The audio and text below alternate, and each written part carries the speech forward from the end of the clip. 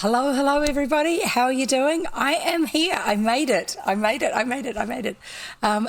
Sorry, it seems a little bit odd, that response, but I kind of felt like it was a bit hard going at one stage today because there's so many different things I had to do, and I'm so sorry about that. I didn't even start the intro screen as early as I usually do, and that's just like, oh my goodness. Sorry, just moving my... What's that? Oh yeah, I know what that one is. So we've got a few little newish things set up for stream today. Just been doing a little bit of brainstorming with one of the other streamers, with Goriki actually, about how we can do some things like channel rewards and things like that. So I've given it a go. It was all sort of set up this morning, even though we discussed it 2 days ago. I don't know how well it's going to work. We'll just see. I did get a mail package as well, but if Goriki's not here, then we're not unpacking it today. Oh, you just have to wait and see what it is when we get that far. If he turns up, otherwise it'll be another day when he is here. So, and I think I've got the sound alerts working for something. That's not showing. That's strange.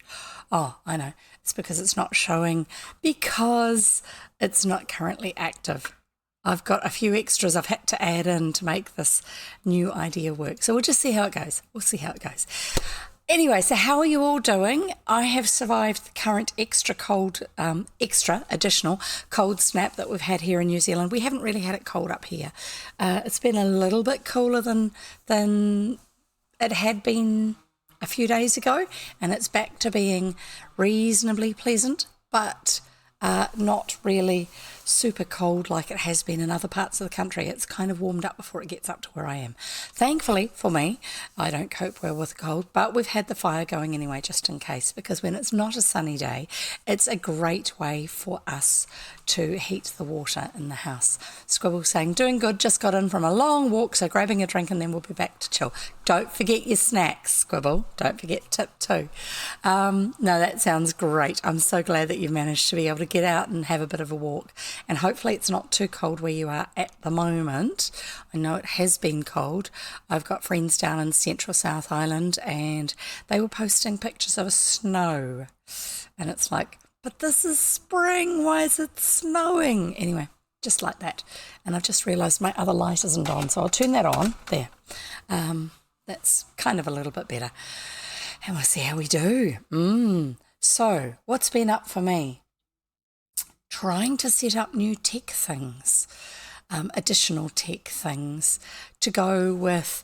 You remember last stream I had you could redeem some points for a headband or for me to stretch or hydrate, which is what everybody has on theirs. And I usually am hydrating away anyway, speaking of which. So we'll see how that goes, because what I've done is I've tweaked those redemptions a little bit more. The way they work now is that, actually I should probably talk about something else first, because if Squibble hasn't got back from getting a drink, because she'll be getting herself tea at this time of day, and if the others aren't here, it's going to be a little bit unfair if I expect them to understand what it is that we're going to be doing. So instead I shall introduce myself to our new people. I was going to say visitors, but we don't want you to be visitors. We want you to become regulars, to be able to feel free to be at home here, to be part of what's going on. So if you're new here, hi, I'm Jev. I read old children's books, ones such as, whoopsie, just rearranging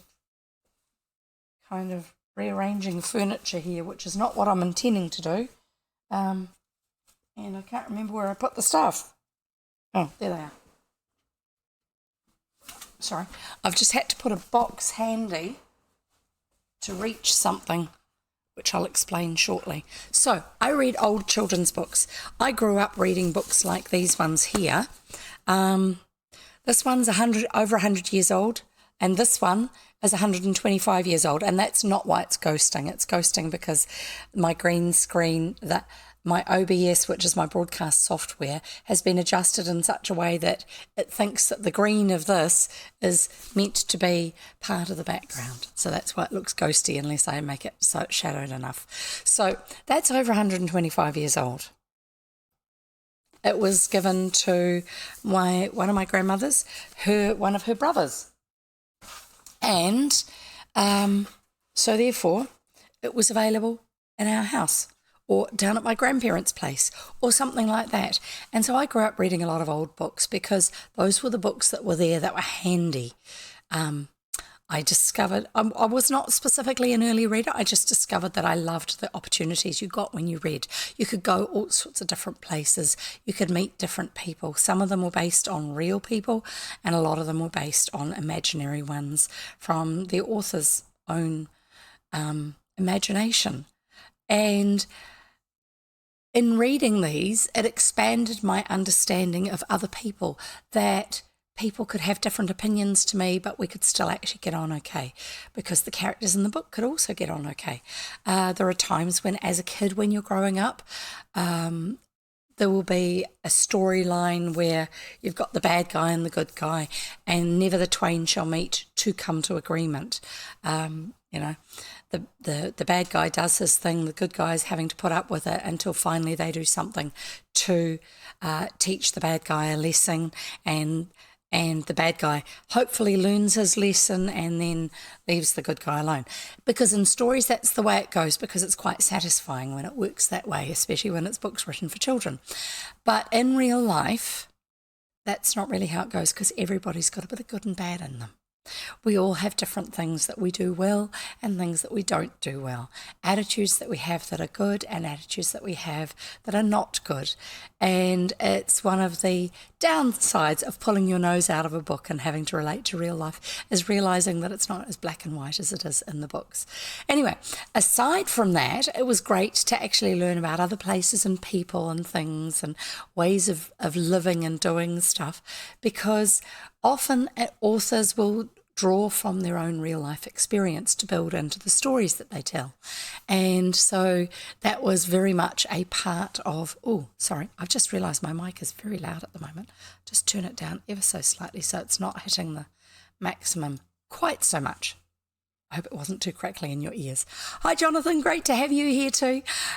We haven't done our tips yet, but we're still saying hi to the new people. Yes, Jonathan's sliding into the stream, into the chat. So that was all part of me understanding the world. And then I realised as I got older that I had a huge advantage over school friends who didn't do a lot of reading, because the world that they knew was just the world that was around them. It was just the way life was in the playground at school, what the teachers were like, what their family at home were like, and that sort of thing. Unless, of course, they were really immersed in some TV series, in which case they'd be quoting it and things like that. But aside from that, everything else in their world was based in what goes on around them in normal day-to-day real life. And it's quite limiting. Rather than actually realising that the way people are in real life can be a lot broader than that. Anyway, so it was a wonderful realisation to actually know that aspects of what I knew of the world were based on real things, but from different times and places. We saw that when we went to England. We went to real places that I had read about.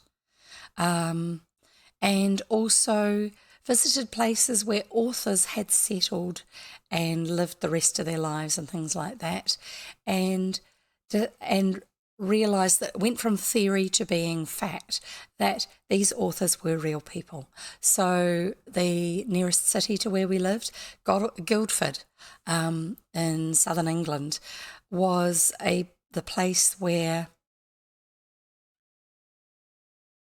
Lewis Carroll, just having to think for a minute there, where Lewis Carroll, who wrote Alice in Wonderland and Alice's Adventures through the Looking Glass, or however the proper names of those are, where he had been born and raised, but where he had settled and lived the last main part of his life, or spent a lot of time because family were living there. And that was Guildford in southern Surrey. And the reason why we actually discovered this was not from reading a biography or anything like that, but going to the park in Guildford, just because we were visiting at our nearest city instead of going to our nearest town, because there's things you can do in the city that you can't do in the town. So you go there every now and then. And to give the kids a bit of a break from being in the shops and all that sort of stuff, we went to the park. And there's a cute little bronze sculpture there. And it's like, but I know what that picture's of. And it was something from Alice in Wonderland. And it's because it had been set up there in the local park because he had lived there for a time. And so it was considered a significant place in his life. So it was a great way to expand on that whole idea that real people, real places, even if it's used in imaginary ways. That's why often when I'm reading a story, I will find out where the author was living that may connect with what is in the story, such as where the children live, the farm that the children in theory live on in our current story. It's in the borders of Wales and England, in the northern half of the borders. But I think the author may have lived a bit further south, because some of the times she's talking about real places in the book, they're actually further south across the border in Wales. And it's not just like, well, we'll just ride on the horse or go in the carriage or something like that for a couple of hours drive to go there. It's actually a lot further away than that. And yet she's included them in the story. So that makes me feel like she's referencing them because that was nearer to where she was actually living herself, even if the setting of the story, the farm, etc., is further north. And she names real places when she's telling us whereabouts the story is set. So that's that part of it. Right, so additionally, for those of you who are new here, I have 3 tips. So the 3 tips are drinks, snacks, and your most favourite seat in the house. Drinks, I always have water handy, and I always wave this water bottle at you because this is my favourite water bottle. I used to use it when I was streaming all the time. Great scribble, you haven't missed anything yet. I'm just doing my newbies intro. Water is good for your brain and your body. It helps them both to work better than if you don't have enough of them. Anytime you're finding it a little bit hard to think, or if you're overtired, have some extra water and you may find it helps. I know it does for me. It also helps with my voice, which at the moment you can tell I'm getting over a cold that's settled in my throat, which is why sometimes there's a bit of coughing and spluttering. And yes, I did remember to make sure that my throat lozenges are handy in their noisy little packet. When I have a drink when we're on stream, I won't be using this because it tips over too easily. Thankfully, we haven't had any major disasters with it yet, but much as it's my favourite drinking bottle to look at and to use when I'm not streaming, and because I wave my hands around a lot, I don't really want to kill the technology or wreck the unsealed wooden floor that's below me. I don't want the water to stain it, which water does do. Don't know if you knew that. So drinks, snacks, and Squibble is here in perfect timing. What do we have in the snack jar, the treat jar for today? So here you go. Here's my coffee account in case you happen to have a phone handy to scan it because you want to give me tips. So in my treat jar we have snacks. We've got licorice today. Yay! So I'll just pull this out. We have Black Knight licorice, one of my favourites. I'll just pull out a few pieces. Just sound effects for the stream. I could do all these things like opening up packets and stuff off camera, and you guys who have been here regularly would know exactly what I was doing because they would be such familiar sounds. I know, you'd recognise them. Hang on, drink of water. I don't know if any of you saw my Instagram post, which also went across to my personal Facebook page. I need to get that so it goes across to my streaming Facebook page instead of just my personal one, because my personal one's closed to just friends. But also it's meant to have gone across to Twitter, which it probably hasn't yet. And the Twitter one won't have the second photo. Oh, yes. I need to actually add that one in. Sorry about that. My Instagram feed. Okay, I'll give you a link for that. Sorry, I'm just typing one-handed. See if that works. Okay, on my Instagram feed, it should have both the pictures as one post for one of the things that we have now available today. And this has been what I've been setting up with Goreki, just because he's brilliant at ideas for how to use technology for what we're doing here with streaming. And also, I stream completely differently to how other people do. Thank you for doing that, Squibble. That's great. I obviously haven't been back on my account since I posted it. Otherwise, I would have seen that. So I was going to give you, I've got drinks, snacks, and tip number 3 is the bestest seat in the house. So whatever is your most favourite place for sitting and relaxing while you're enjoying a story and a bit of a chat, because half of what we do here is chatting. Yes, I'm here to read stories to you, but we get off on all sorts of rabbit trails. No, I do not have a timer yet for when I get distracted and start talking about other stuff. But I will actually get around to that. No, it's no worries, Squibble. It's fine. I kind of figured that. That's part of the reason, not for you specifically, because I didn't think that of, anyway, but part of the reason why I actually try to remember to post the commands for my social links and stuff like that is because otherwise I forget to tell people that those things are available, that they can access. I know I have assumed before that I'm following somebody on a particular social media. I think I did that to you one time, Squibble. I had assumed I was following you on Instagram and I wasn't, so I was missing half the things you were posting.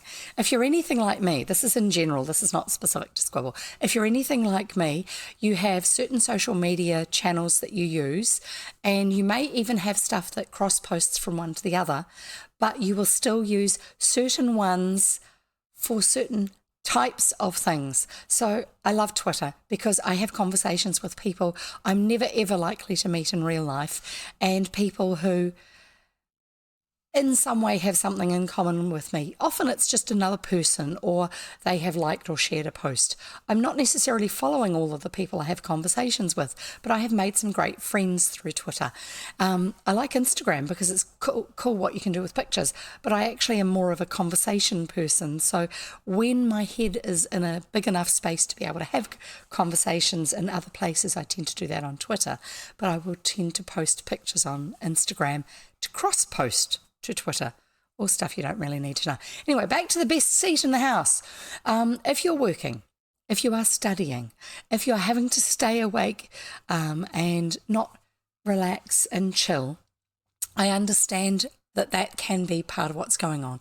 It's like me listening to an audiobook when I'm cooking dinner.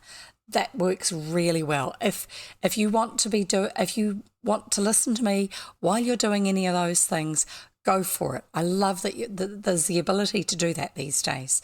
And in which case you probably aren't going to want the best seat in the house. You probably need to have a seat that is more office-like, or be standing up while you're working or something like that. But otherwise, if you're just chilling, then kick back, relax, grab your snuggly blanket if it's cold weather, grab your iced tea or whatever else it is in your spritzy bottle if it's hot weather wherever you are, and just chill and enjoy stuff with us.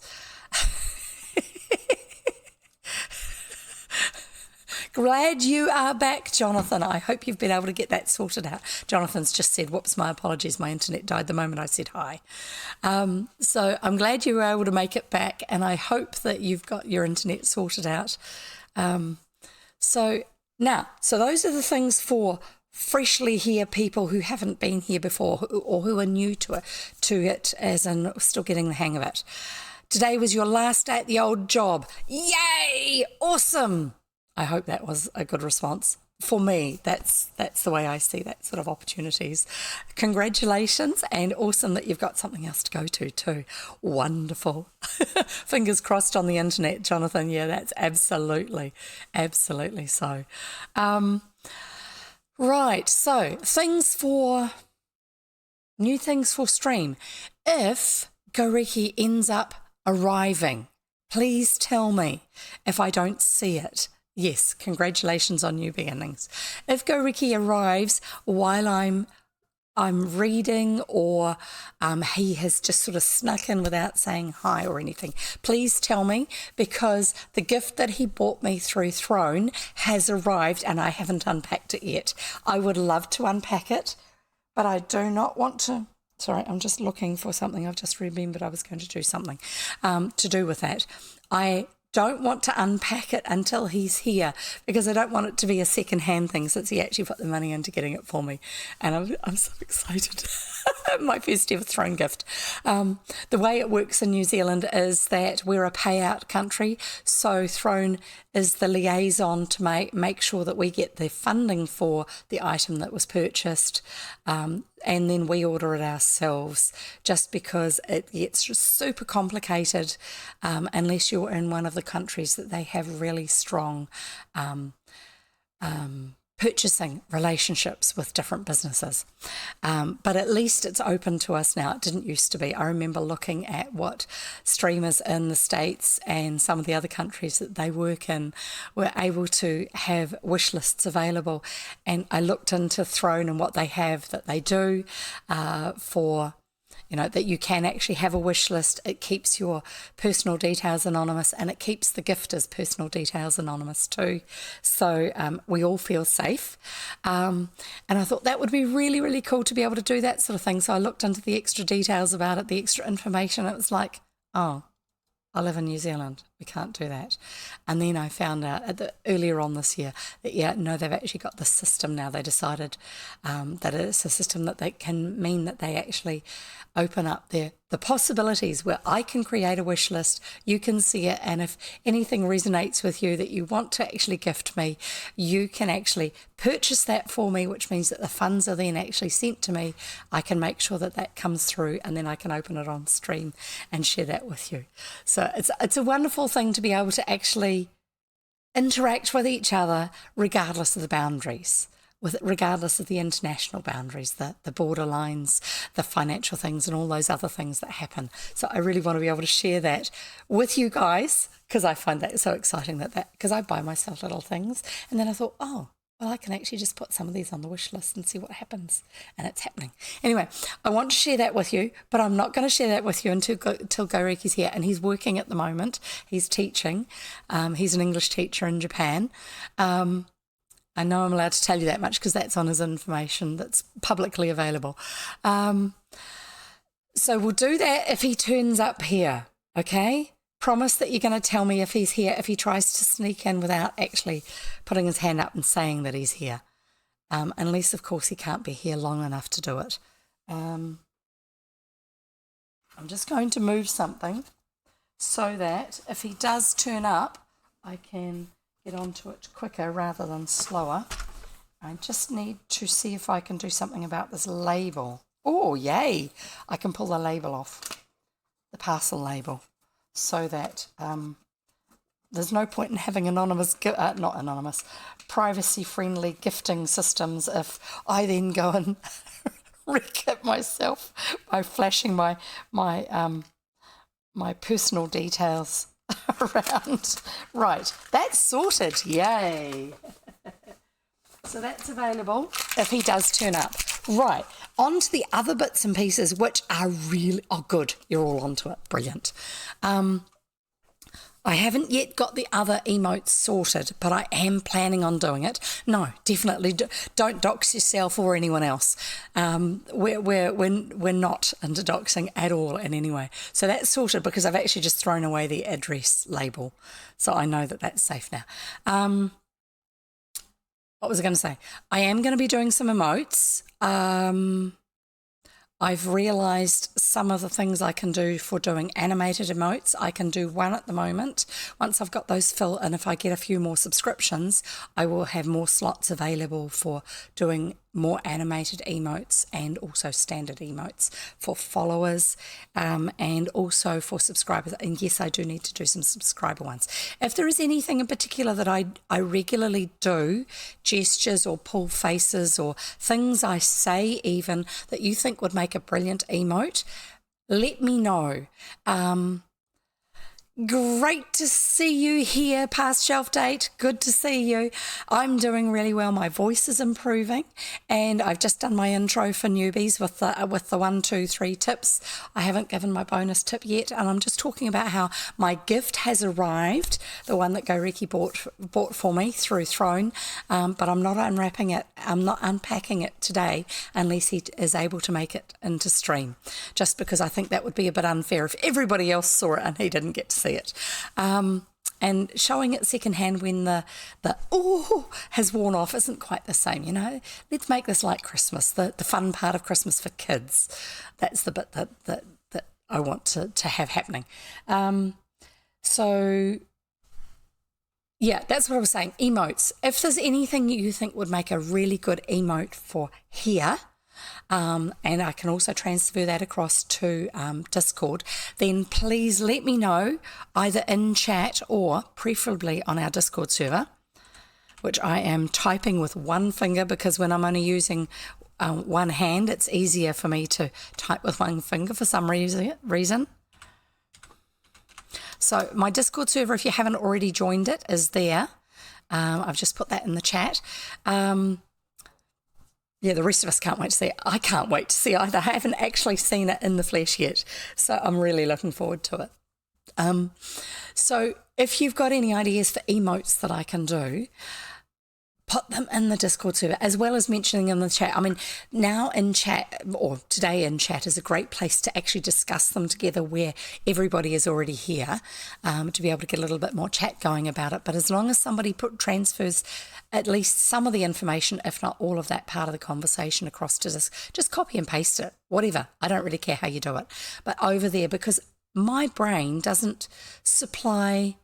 I can see something, I can acknowledge it, I can get into conversation about it, but because of my ADHD way of thinking, I don't always remember things like that I want to do, that I want to act on, to actually put it into practice. So if it's pasted into Discord as well, then I'll be able to see it and do it, which is why I'm getting to the next thing.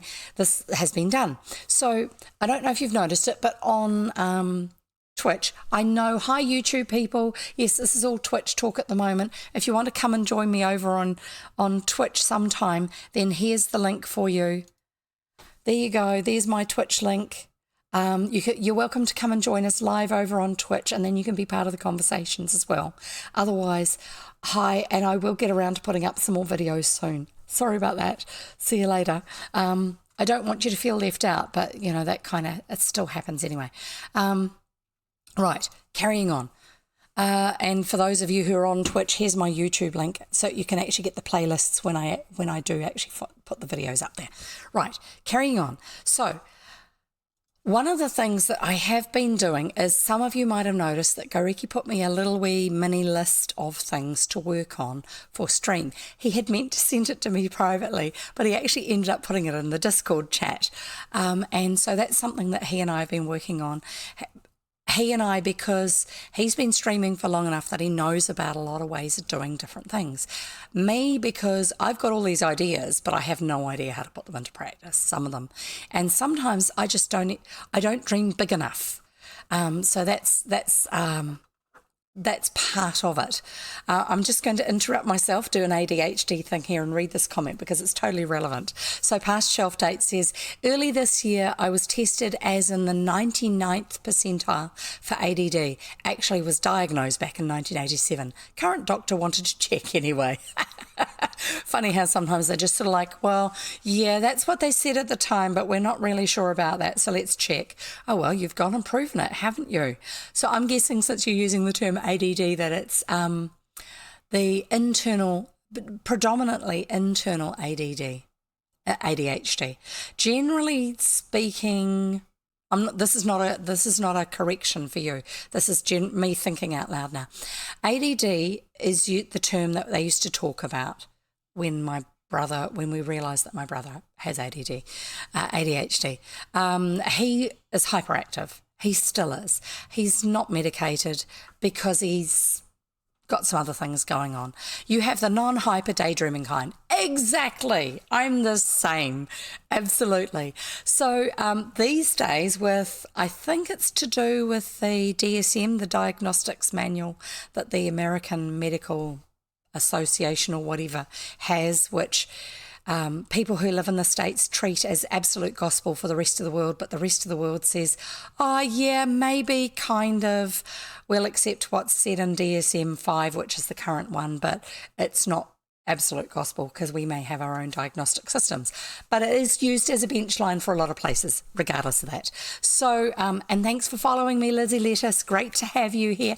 Yay my little alert thingy worked. Awesome. Sorry. That was another thing I set up the other day, that one, and then the other one that goes across to the hype cup. So I'm showing off my ADHD here.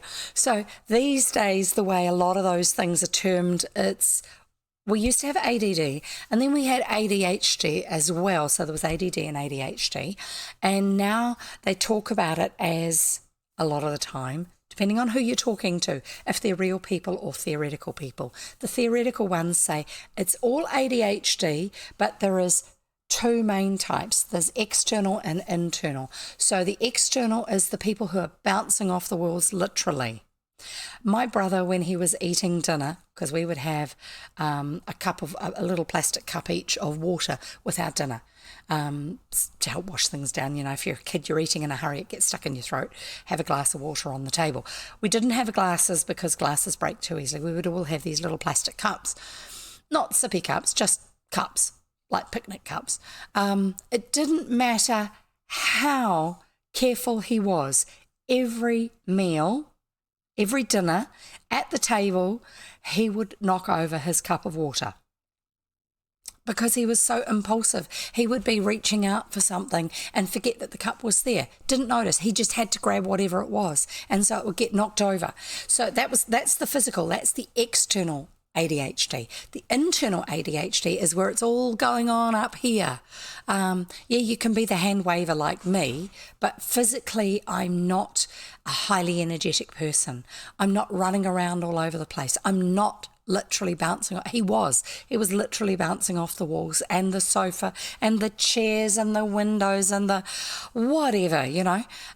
So mine was all going on in my head. I'd be sitting in the classroom and I could tell you everything that was going on outside the window. Thankfully, we were a country school that was set up well so that you didn't have a lot of visual distractions from traffic and stuff. I'm just going to read some more comments. So Past Shelf Date says, I don't accept the DSM uncritically. It's a result of committee compromises and they decided that we with simple ADD are non-persons now. I know. It's just ridiculous the way they think about it. And Rich Gayart says, that's me. I had a spree of spilling water on myself that lasted literally months. Absolutely. So they actually have a third category for it now, which is a combined category where it's a bit physical and it's a bit internal, and it's kind of it's a spectrum kind of. So there's external and there's internal, and some people are strongly internal without any external stuff really going on, and people just talk about them as being daydreamers. Generally, when I was growing up, when I started to realize I might be ADHD, I used to talk about it as I've got the girl variant, because girls with ADHD tended to be the ones who were a lot more internal. Easily distracted, daydreaming, school reports, would do better if she paid attention. Always off in a little world of her own, all that sort of stuff. But not bumping into people, not knocking things over. So that was me. Although these days as an adult now I'm a lot more relaxed to myself. I wave my hands around a lot more. It's also part of me not worrying about what other people think of what I am and what I'm like. I'm also on the autism spectrum too, which means that we have wonderful times when we do our little going off on rabbit trails, and that's a timer that I want to set up, that when I get off on a rabbit trail, you guys can trigger the timer and we'll see how long we're off off track when I'm reading before we actually get back into the story. We haven't got that one set up yet. Yeah, mine is technically kind of mild. It's probably not strong enough to be diagnosed because I'm this age and I've got through life this far. The ones who the standard presentation, classic autism, I don't have, and I've never had. That, you know, little boys line up everything, have a meltdown because mum moved the chairs, they're not in exactly the right place. That's what they call classic autism. Often late to speak or semi-mute, all sorts of stuff like this. No eye contact because it's too uncomfortable. All sorts of things like that. So that's also another thing which is less typical with female presentation of. I tend to present a lot more typically as girls do. Girls are generally also a lot more typically socially aware than guys when they're growing up. We tend to, sorry, I'm fidgeting, we tend to pick up on what social expectations are of us. It's just the way our brains are wired and how they mature. Now, this is spectrum-wise of gender, okay? This is not spectrum to do with autism now. This is spectrum-wise of gender. So you get people who have more of a feminine tendency with the way brain develops and more of a masculine tendency with the brain develops. And I'm using those terms very, very loosely, okay? Please do not be offended by me using those terms if you identify otherwise to what is traditionally recognised, okay? That is not intended as a negative comment in any way about that for anyone else. It's more that the more testosterone somebody has in their body, the more they have an ability, generally, okay, the more they generally have an ability to focus on doing on one thing and being very physical with that one thing. So if it requires muscular strength, people with a heavier testosterone load tend to be better in that. People who have more of an estrogen load tend to be better at the little fiddly details around something, thinking it through, big picture thinking for the small details, how they actually put things together. It's actually just the way brain functions with the influences of the different hormones that go through our bodies and our brains, because our brains are strongly affected by our various hormone levels. So if you're someone who has a lot of both, and you can be someone who has a lot of both, then you're going to have both of those things pulling. And some things they can pull together and some things they pull against each other. Just weird things to do with us as human beings. And I think we're weirdly and wonderfully made. And I think it's something we need to celebrate and be ourselves with. And however that presents.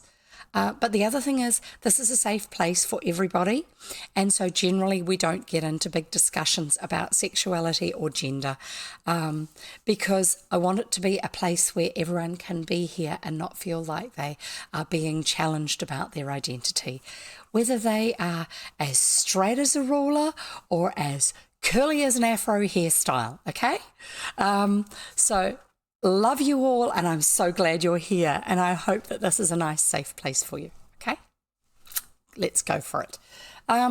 So this is getting back to where I was going with my discussion before, aside from my ADHD. Oh, I'm so sorry about you getting that timed out. So I'm just going to read out a couple of comments that Past Shelf Date put in, and I'm going to paste them in because I can, and Past Shelf Date doesn't have any access to them to be able to put them back in. Hang on, let's just see if I go to my other unban. Just tell me if that makes those visible for you guys again. I've just removed the timeout on Past Shelf Date. Jonathan says, I wish I had enough hair for an afro. So somebody, when chat timing catches up with live timing, can you see Past Shelf Date's comment that starts, it's the most recent one just above Jonathan's, and one of the most recent findings is, Okay, I will paste both of those in because there were two comments that they made. And I'm not going to, if I know that you identify strongly as male or female and it's information that sticks in my head, I am likely to address you as or refer to you as she or he.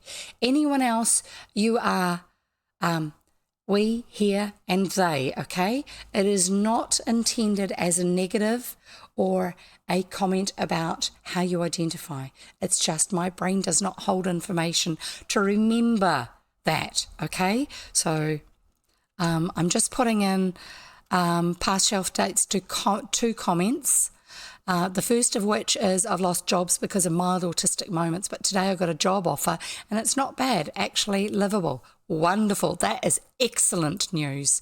And then the second one, which is I think why the first comment of those got timed out, is this one here. And I'm going to read that one out too. And that is, oh, I love that, Jonathan. I love those two emotes together. And one of the most recent findings is that between the first and second trimester of development in the womb, a baby with a body generally of one gender can have a brain develop more like the other. They are who they are, whoever they are. Fantastic to know. I'm so delighted to hear that because I know that that is... I've known that aspects of that are fact, but not the technical side of that part of it. And wonderful about the job news, job possibility too. That's okay, past shelf date, forgot to Burma shave my longer comments. Not a problem.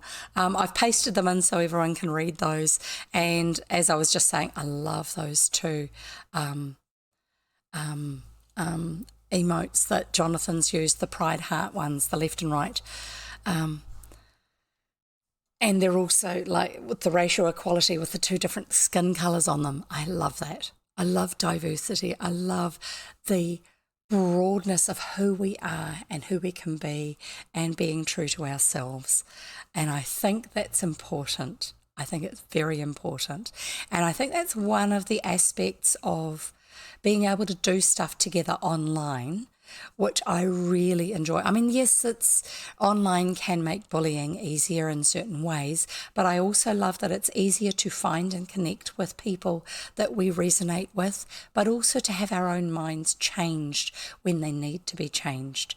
I know that my opinions on certain things used to be a lot more black and white, a lot more binary, if you want to put it that way, and just through getting to know various people online, as well as people I have known through an online context, but more email connection, where we've got groups of people who are talking together about a whole lot of stuff, then it's helped me because I've got to know them first and then started to understand other aspects of their personhood. It's actually helped me to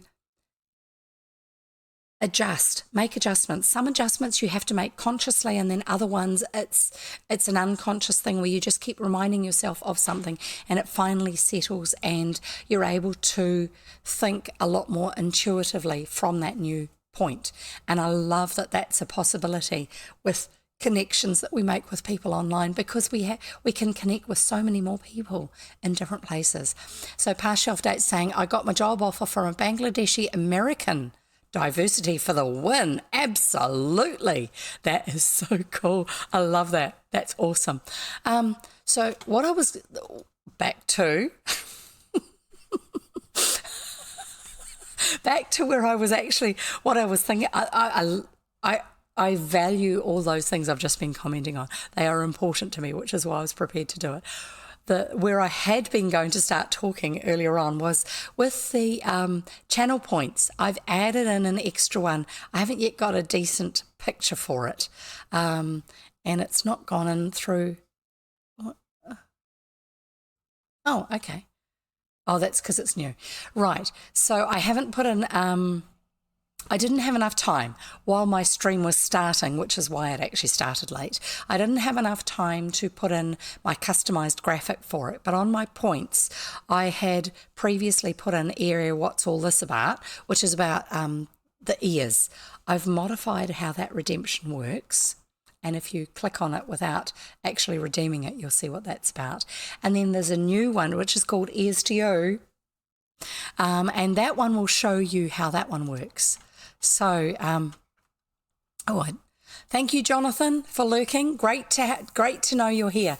So don't forget, you folks, put in your ideas for new emotes, subscriber emotes, and also follower emotes and animated emotes. Let me know, then I will do some more if you've got specific ones that you think would work really well. I mean, my thumbs up one obviously gets used a lot, but a few others would be good to have as well, especially if it's something I usually do. Like the 1, 2, 3 tips I think would be really cool maybe as an animated emote, and it would just sort of shuffle through these 1, 2, 3s, and I can hold 1, 2, 3 sort of thing, whatever, I don't know, but we need some more ideas. So if you've got ideas, that would be great.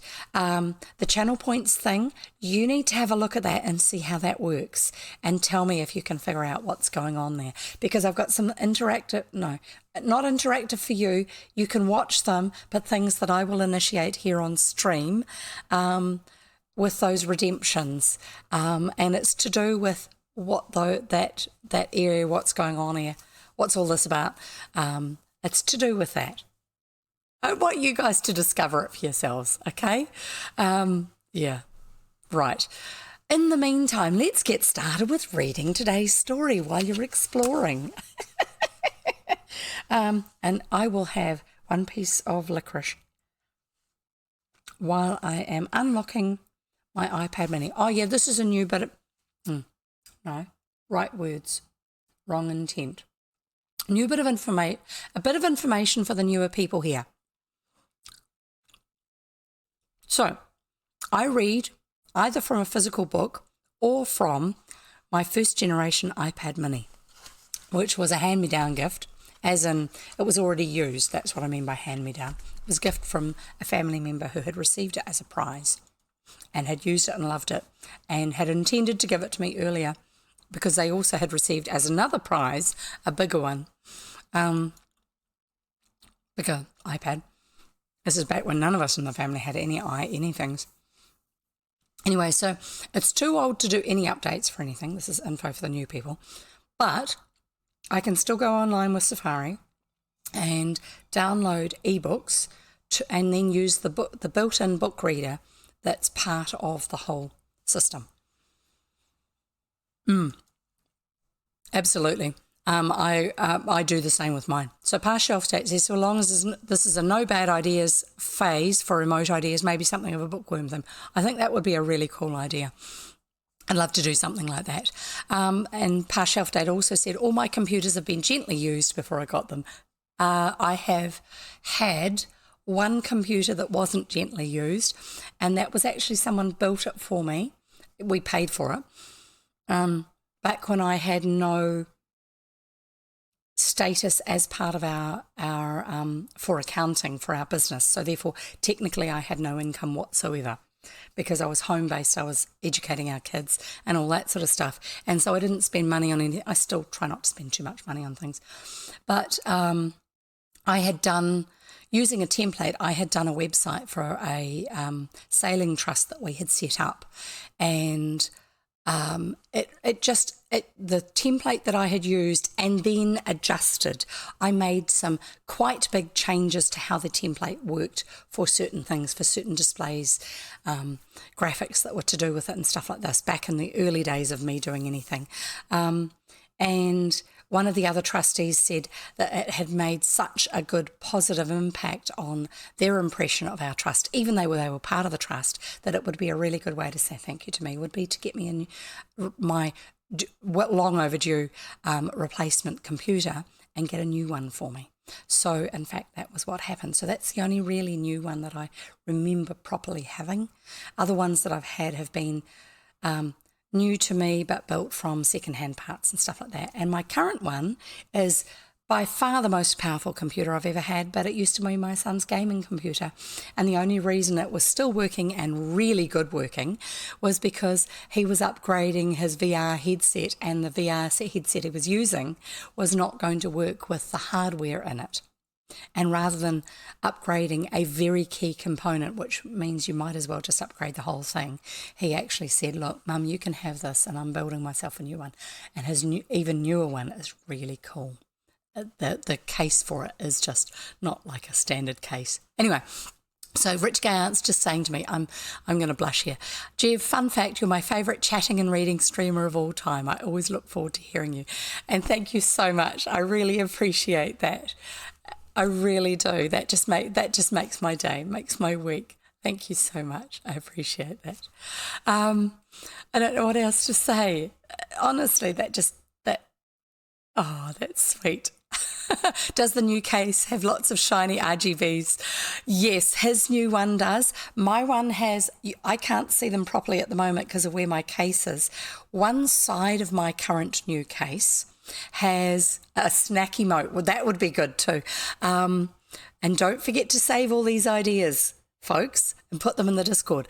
My current new computer, for me it's still my new computer, has one side of it is a window and the fans in it are RGB, and I think they do a rainbow, and there's something else in it that is too, and then it's got a plain red LED strip that runs around the front face panel inside it, which you can see the red through the vent holes, because it's just a mesh front, which, because it's just, because reddy orange is his favourite colour. Thank you, Jonathan. Interaction with chat is incredible. I love having you guys here. Anyone who says I'm not a social person doesn't know me. It's just that I don't like getting out and seeing people face to face in real life unless I already know them from online, actually. I need an invite. Oh, yes, Discord. Let's try that again. See if this Discord link works. Whoops, wrong button. Actually, can any of you other ones type that in? See if it works, because I want to know which ones are actually working for everybody and which ones are working for me. Type in !Discord and it should give you a link for my Discord server. Try that, and if it doesn't work, tell me in chat, and then I will have a go at getting the updated link if it needs an updated one. I don't want to put those of you who use Discord servers but don't run one, if you create a new invite link, you end up with stacks and stacks and stacks of them, and they're all different, the actual details in the link. And some of us, because of our autism side of our brain, like to have everything neat and tidy. You wouldn't think that looking at the junk behind my green screen. We like to have things neat and tidy, and so we don't like things doubling up. And here we are off on another little tangent timer, that's what the other term was. The tangent I'm going off on now is my autistic brain says when I am saving bookmarks, I do not want the referral part of the link that someone has given me to remain in the URL when I bookmark it, because otherwise I'm going to end up with dozens of bookmarks for the same site. Whereas my browser, if I'm using the exact same URL, will show me if I've already got a bookmark for it, if it's the clean URL. So I think that browsers and site designers actually rather than browsers, they need to use a unique URL for tracking, yes, but it should have a system whereby once you have got to the site and the tracking has been tracked, the additional tracking information, the ID information, should then be dropped out of the URL so that when you bookmark it, you only have one bookmark for that page, not dozens of them, because you've followed dozens of different links to get to that same page. Does that make sense? It does to me. Anyway, so let me know if that Discord link works or not, past shelf date.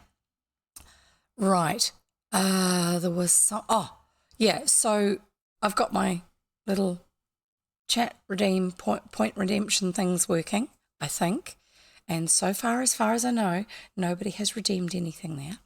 That's okay, we don't have a problem with that. And Goriki, as far as I'm just going to refresh my user list.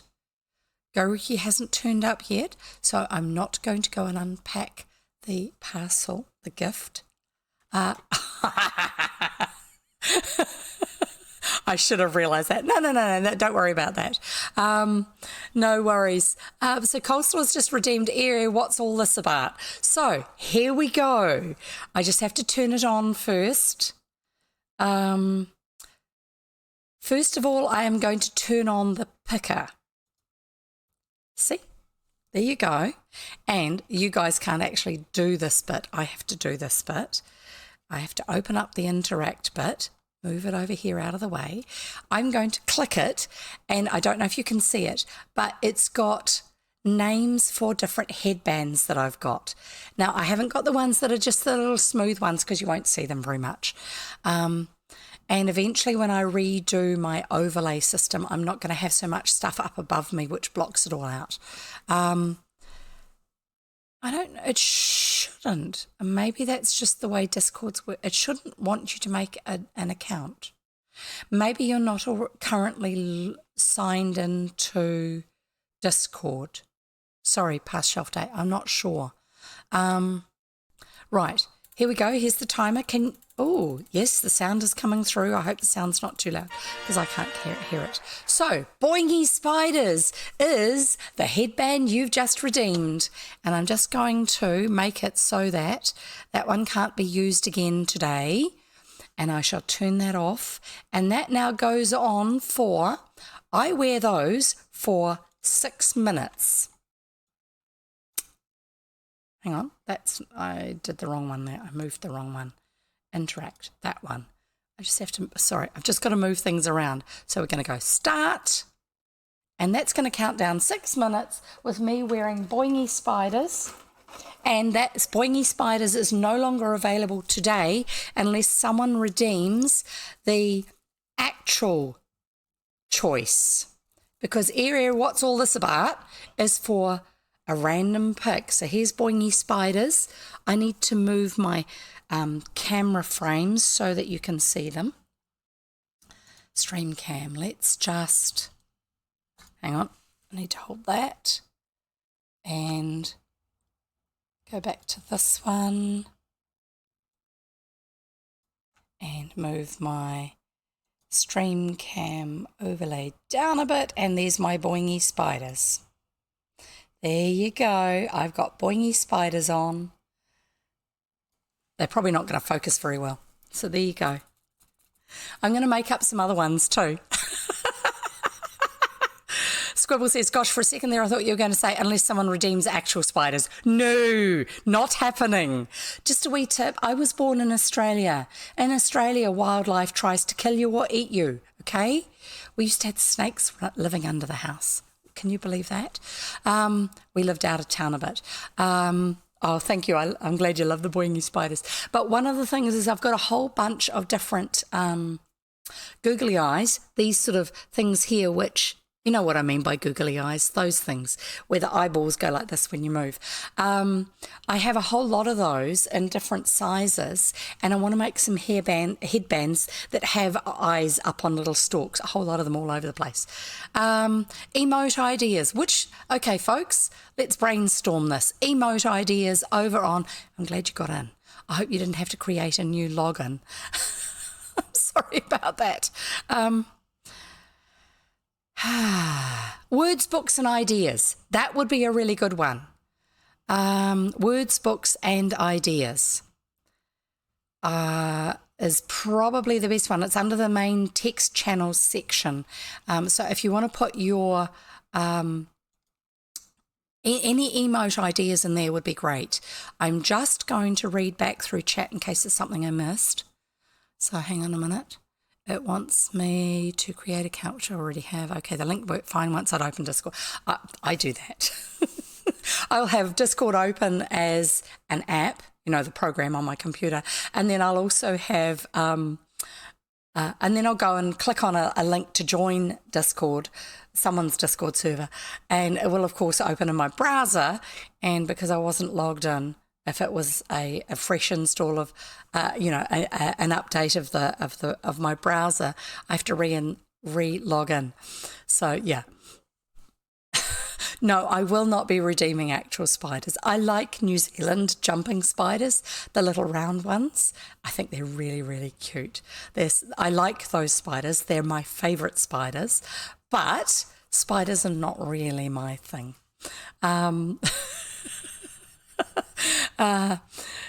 Cute, yeah, they are cute. I'm just scrolling through just in case there's something else. So Past Shelf Date also says, have you read Terry Pratchett's book that's basically about Australia? I have. That's one of the Rincewind the Wizard ones. That's where he ends up going for a while. But it's a very, very long time ago that I read it. And I do need to get back to rereading them because I thoroughly enjoyed them, and I've just been trying to get my son onto them. He's not in a state where he can do a lot of actual reading at the moment because he has chronic fatigue. Not officially diagnosed, but we think it's induced by autistic overload, autistic burnout. The equivalent of chronic fatigue, basically. He hasn't been working for over a year. He just can't. He has a hard time getting up the stairs to his bedroom sometimes. Has to stop halfway up and take a breather. And it's not faked. You'll see the sweat just suddenly break out on his face. His face will just go white. And he'll be holding on with his arborist hands because he can hold on really tightly. The muscles in his hands still work well. He'll lock grip on the handrail on the way up the stairs so he doesn't fall over. So Past Shelf Day says, have you seen videos of Lucas the computer animated jumping spider? Very cute, voiced by a 5-year-old. Yes, Lucas is so cute. And absolutely catches exactly what I like about jumping spiders. Remember the list Death got from his library, the non-dangerous animals of 4X, some of the sheep. Well, keeping in mind some of the sheep, this is going a little bit outside of the G rating of the granny rating of our channel. There's a movie made by a New Zealander called Black Sheep. It's technically a comedy horror movie. So sheep, maybe the Australians have imported some of our sheep. I still haven't seen it. I know I would be amused by it. Generally, I don't do horror. I know I would be amused by it, but horror is one of those things, if it's comic horror, where I have to be in absolutely the right frame of mind for it. Jonathan, that sounds wonderful. There's an adorable jumping spider game. Is that a board game, a computer game? What? Do tell us more. And if there is a link for it, please put it over in the Discord server. Because it sounds wonderful. Right. I haven't read a thing yet, and it's just gone 4 o'clock. You guys, I'm glad you like chat as well. And 3, 2, 1, boom. I don't know if the timer sound went off for that. Oh, yes, it's still doing some sounds. So now we go clear over here so it doesn't keep making the sound at you. Let me know what the sound levels were like on those and whether or not I need to turn them down or if you couldn't hear them. Gosh, that's a good film, says Squibble.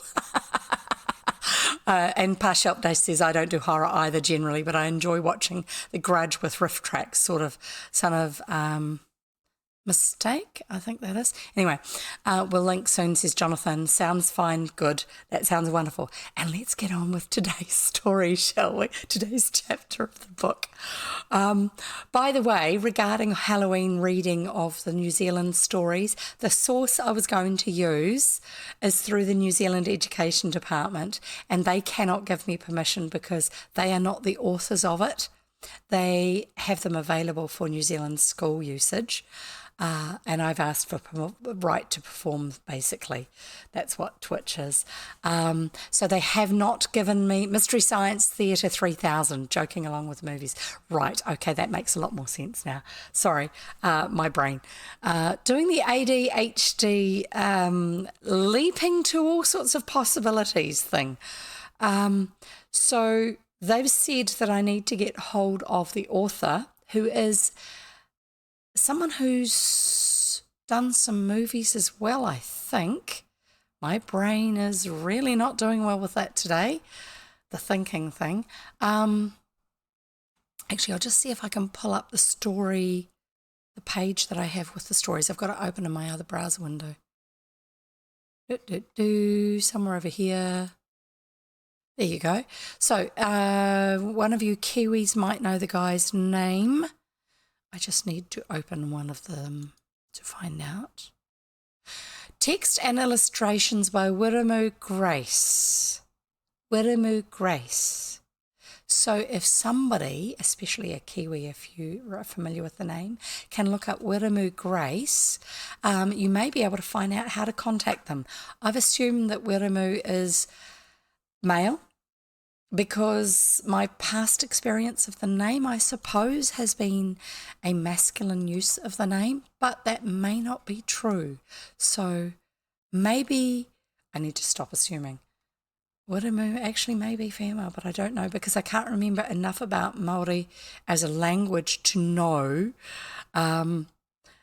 how gendering works within the language. And that must be really awkward for languages where nouns are always gendered in a binary sense. That must be really confusing. He's got a LinkedIn. Maybe I could contact him that way. That's a good point, Squibble. Thank you for checking for me. Anyway, so they've said to me that I need to contact him, but they didn't say how to contact him. And obviously they've got contact somehow because they've got all these stories that he's rewritten for them, Māori myths and legends.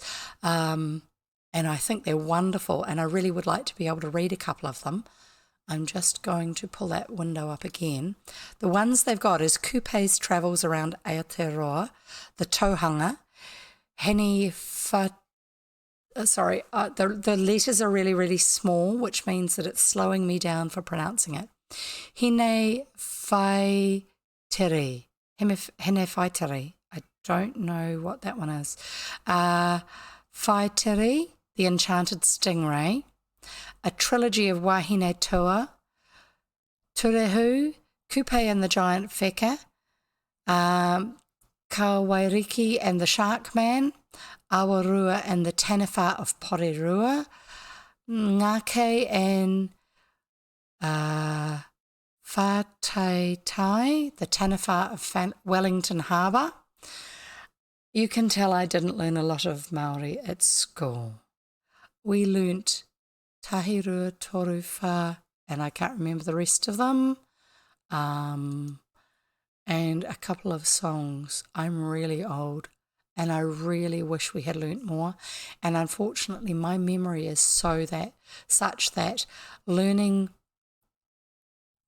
bites of information where it is isolated words or something like that, the way you learn a language, it doesn't retain the information. Anyway, so there's a bunch more of them too. Those are the names of the different stories that he's rewritten. So among them, there are Maui and the giant fish, and then there's how Maui brought fire to the world, how Maui slowed the sun, and some of those are very, very familiar to us Kiwis. How Maui slowed the sun. I remember that story. I'll be interested to see how he retells them because he is a storyteller. I know that. And he's done the illustrations that are in the on-screen version that are used through the schools. So let's read today's chapter while we still can. I'll try and read it without quite so many distractions, rabbit trails, diversions. What's the T one for that? Anyway. Yeah, I'm having a terrible time with words today, aren't I? And I was going to take this off when the timer finished. That's what the timer's for. You guys, I even turned the timer off. That's how it works, okay? So the idea is you redeem that for 2,000 points. I spin the wheel and it tells me which headband I'm going to wear. That headband is no longer available for random picking for today's stream session. And I then turn on the timer and I will wear that headband for 6 minutes. If you want me to wear the timer, yeah, we'll try the timer, okay? If you want me to wear a headband without somebody... Now, if you want me to wear a specific headband, you have to make a different redemption and it costs you more. How much to wear a timer now, I must know. Absolutely. I'm going to have to make a timer headband now, I can tell. Pull apart one of the old clocks I've got and just pull the little laminated piece of plastic that they use for the face out of it. Anyway, So the idea is if you specifically want to choose a particular headband, then you pay, I think it's 1,000 points if you are doing the random pick where you don't choose, and it's 2,500 points, which is books. Pages. It's pages on my channel. Channel points are pages. It's 2,500 points if you want to specifically pick a headband for me to wear. And at this stage, it's going to be 6 minutes of wearing, just because I'm not quite sure how it's going to go. And if it gets really, really busy, I don't know if I'm going to get much reading done. So let's get on with reading today's chapter. It's 28 pages. Anyway, so let's get on with the story. Hi, I'm Jev. I read old children's books. They're not just old-fashioned, they actually are old books. And we are currently reading A Terrible Tomboy by Angela Brazel. And yes, I will probably get distracted with something that's in the story, but we'll see how we go. I'll try to explain things more concisely today because I do have a time limit for when I need to get offline. Sorry about that, folks.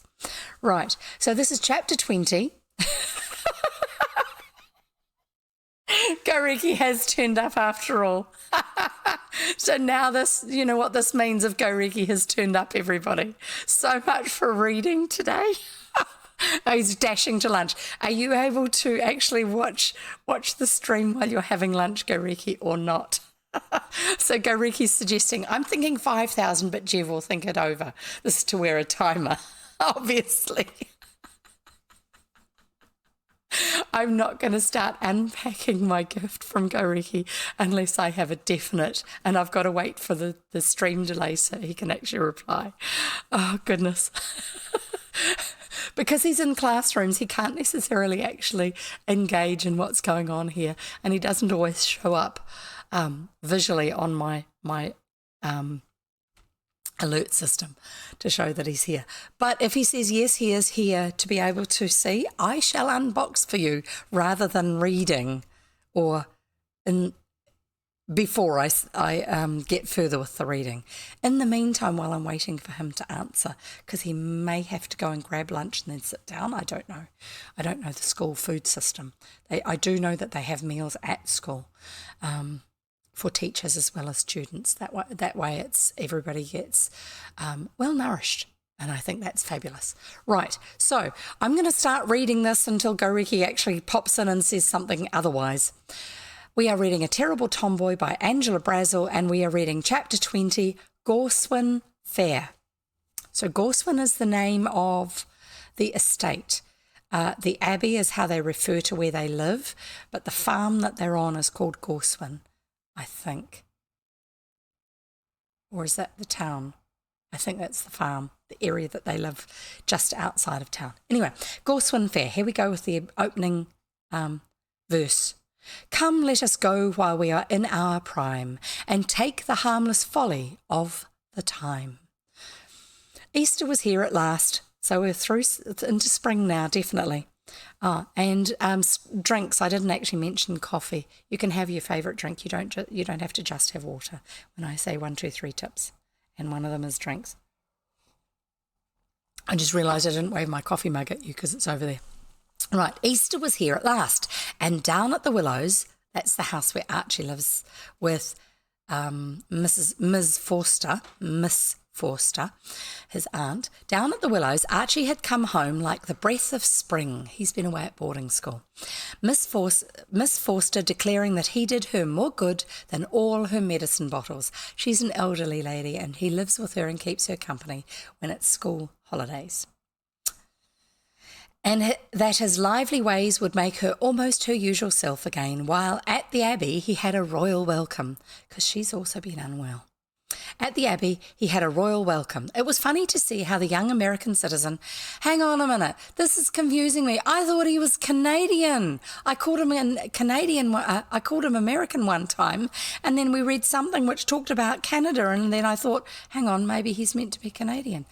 I don't know, he's from somewhere in North America, okay? Whatever. It's funny to see how the young American citizen was merging into the British public schoolboy, becoming one of the locals, basically. For Archie was losing his Western accent because he comes from Iowa, I think, which only cropped out now and then when he was excited, and cricket and football were beginning to replace Indians and grizzlies in his conversation. But he was totally unspoilt by his new life and as jolly and hearty as ever. The weather seemed to have conspired in his favour, for the biting March winds and cutting hailstorms gave way to genial sunshine and April showers. The hedgerows had burst into tender green, and the banks were spangled with stitchwort and celandine stars. Flowers. Yeah, come on, we have to put them in.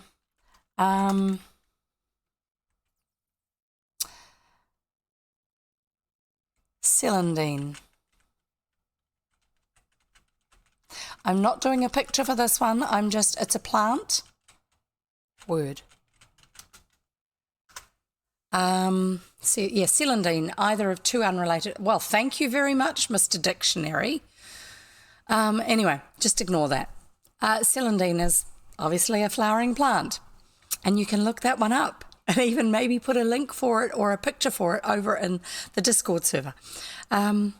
Stitchwort and celandine stars. So they're ones that just grow wild on the roadsides in the ditches. There had been quite a spell of sickness in Gorswen at the end of the winter, for many of the picturesque cottages were dark and unwholesome places inside and lay low on the damp fields beside the river. But the invalids crept out now into the sunlight, and the mild breezes blew roses into wan cheeks. That one, pale, not a lot of life within them type meaning.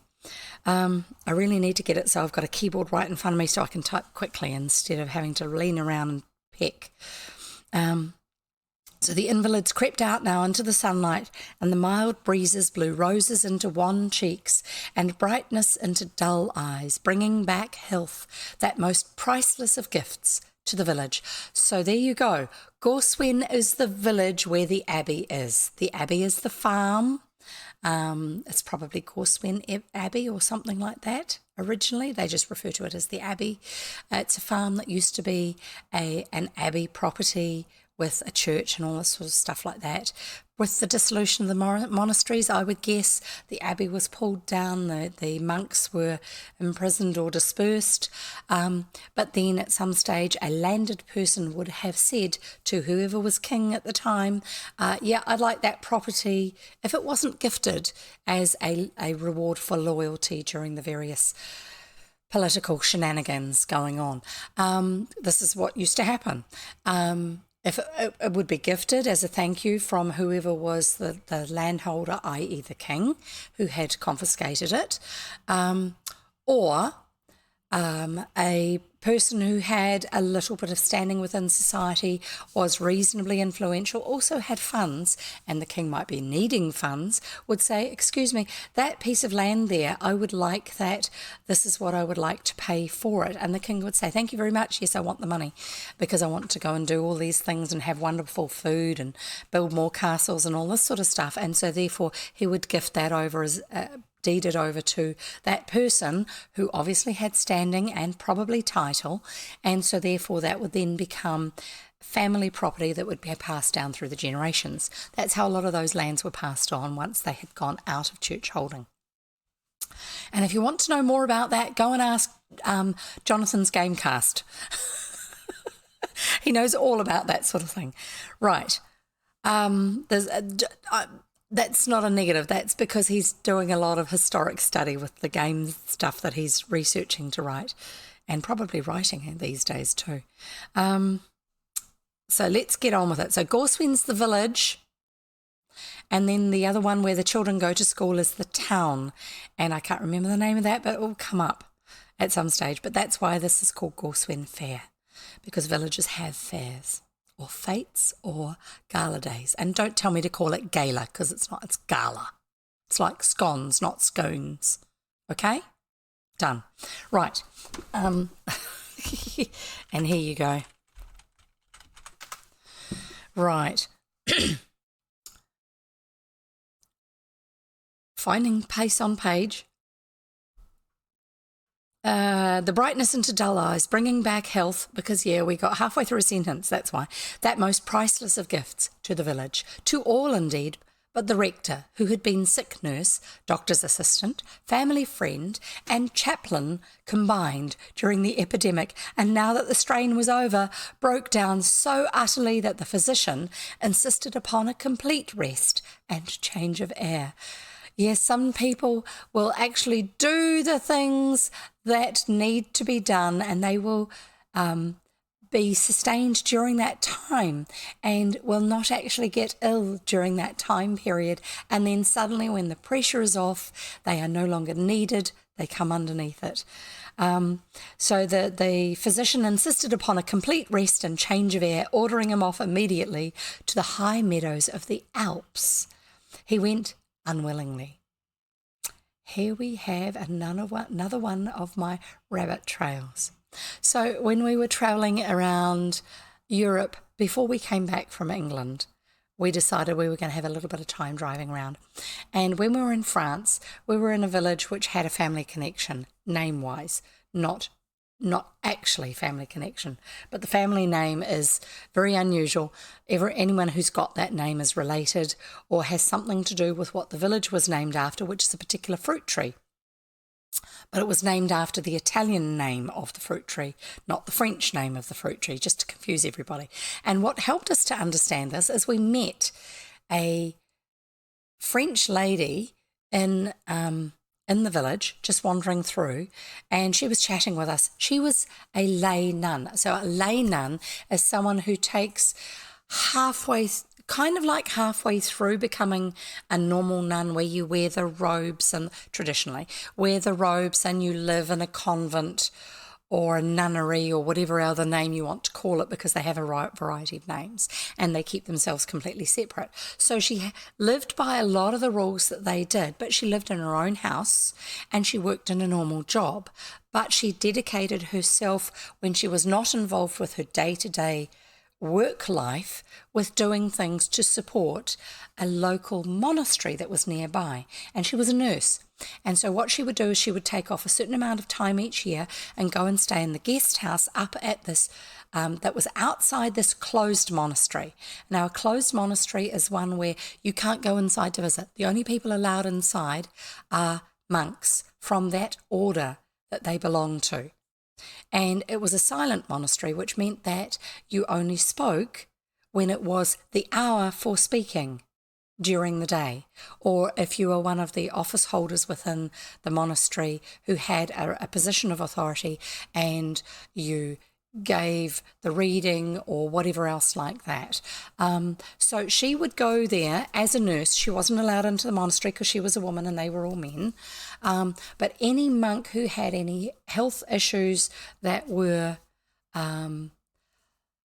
not major problems that you needed a doctor or a hospital, but ongoing things like you are someone who has migraines and you need a medication to help you to deal with those. She would consult with them. They would have permission to come to the guest house across from the monastery, and she would then find out what they needed, liaise with the person who was the prescriber for it, because they have different systems in France, go down and collect up all the different information that was needed for the different people who needed medical supplies, and she would do some consulting with them. So they didn't have to leave the monastery and the guest house premises. They were staying on the property, the monks. And then she would go down to the local pharmacy and liaise with them to get all the medical supplies that were needed up at the monastery. I was trying to think of why I was telling you all of that, because it was actually relevant. So we met her in one part of France. She told us where she lived. She was on a walking holiday, because she would do that as well. She was on a walking holiday in another part of France, and she loved history, which is why she connected our family name with the village and why we were there. So she said to us, if you are in this part of France, you have to come and see me. She was not being polite. This was a genuine invitation. Basically, if she ever found out that we had been in that part of France and hadn't gone to see her, she would be most hurt. And she was a lovely person. It wasn't manipulative or controlling. It was just she really wanted to spend more time connecting with us. So we happened to be over in that part of France, just north of Grenoble. Grenoble is one of the places where they used as a base one year for the Winter Olympics many, many, many years back, because you have on one side of the valley, you have the foothills of the Alps. So they go up there. Get my hand right. They go up like this, and they're granite mountains. They go up like this. The Alps, that part of the Alps is kind of granite based, and they go up at this sort of an angle, and they're all sharp mountain sides.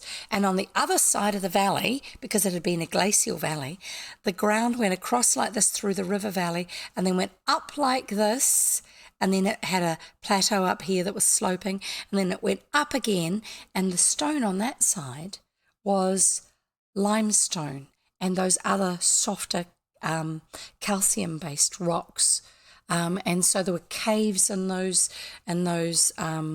hills, those mountains there. People went caving there. There were lots of walking trails up on that high plateau, and it was the place where they invented jumping off the side of a cliff with a parachute and then flying it around in the valley and catching the thermals and going up and all that sort of stuff. Sorry, I just hit my microphone. That was probably very loud. And that particular place, the village that she lived just outside of, was where that was invented. Quite cool, eh? But she was a nurse, right? She lived where she lived because one of the other villages further along this upper plateau had a hospital, and the hospital was originated as a tuberculosis hospital, because in the old days of where tuberculosis was common, people would be sent away for a rest cure, if you could afford to, and they would have to go and stay somewhere that was mountainous, up in the mountains, because the air in the mountains was considered to be so much healthier. There was no smoke and soot and all those other pollutants from in the cities. These people that were sent away often were living in cities or where they used a lot of wood fires. And if you are living down in the valleys anywhere and you have lots of wood fires and it's winter, what can happen is climatic inversion. Here's your educational slot for today. Climatic inversion means that you get the warmth of the air, the air gets warm above as the sun is shining on it during the day. But because the sun isn't beating down into the lower levels, you get, no, it's the wrong way around. Sorry, climatic inversion. So what happens is you get warm air down in the bottom of the valley, and it's trapped in by this layer of cold air above. Cold, clear air just sits there as a great big thick blanket. You can't see it, but it just sits there. And so all of this warm air, and it's warm because of the smoke from the fires and heating up the houses and cooking and all this sort of other sort of stuff going on, and the farms and the cattle with their body warmth and all this sort of stuff. All that heat gets trapped in the bottom of the valley.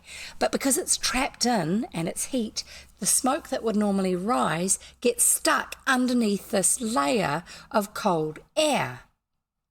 And so if you're living down in the valleys, you get, that's why London had the pea super fogs, the thick smog, and the when they'd have a pea super in London, it was called a pea soup fog, because it was a yellowish tone, like dried peas when you make it into soup has this certain yellowish tone, and it's from coal smoke from coal fires, which is how they were heating their houses in the cities. Similar lesser inversions tend to happen daily around dawn and dusk. Absolutely.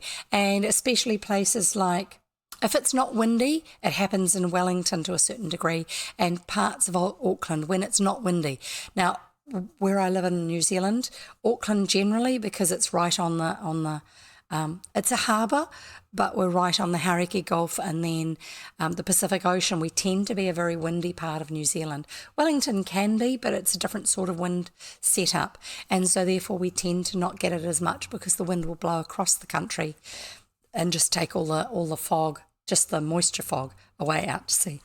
Anyway, so if you lived there and you had a lung condition, you would either cough yourself to death or you would have a doctor that say you need to go to the Alps to recover, because you were going to be up in the high hills where you don't get this climatic inversion occurring, even if it's coal-heated rooms and stuff like that. So you're breathing this clean, clean, clean air.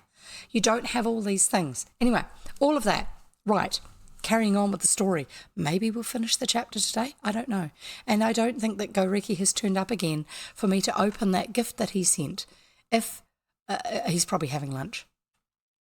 If he does put his hand up in chat to say that he is here, I will stop and open it, just because I don't think it's fair not to. Okay, right. So that's why he's gone to the Alps. Sorry, there's your science lesson for today. That's why he went to the Alps. Not very good at it today, sorry. Science and geography. He went unwillingly, yeah, because he wants to be there and help and be part of what's going on. But he's not well. He's not breathing well if everybody's had bad colds and things like this. I would rather worry on, Peggy, he said, till I can take that last long holiday of all. It is better to wear out than rust out any day. Still, our bodies were not given to us to abuse, so you see I am obeying orders like a good soldier. He's probably, when he's feeling like he wants to be there and just keep helping until he finally is gone, he's thinking that he can help more. But the reality is, if he goes away, gets healthy, he can help a lot more in the long run. He will continue for much longer. The village seemed strangely empty without Mr. Howell. That's obviously the vicar. Everyone had become so accustomed to his help and sympathy upon every occasion, as a matter of course, that it was only when he was gone that they realised how much they valued him, for many of our blessings are hardly appreciated until we have lost them. The curate did his best. That's basically the vicar's assistant. I think I've done curate before as a word, but let's put it in anyway. And since Goreki hasn't put his hand up yet, I'm going to have to do it myself.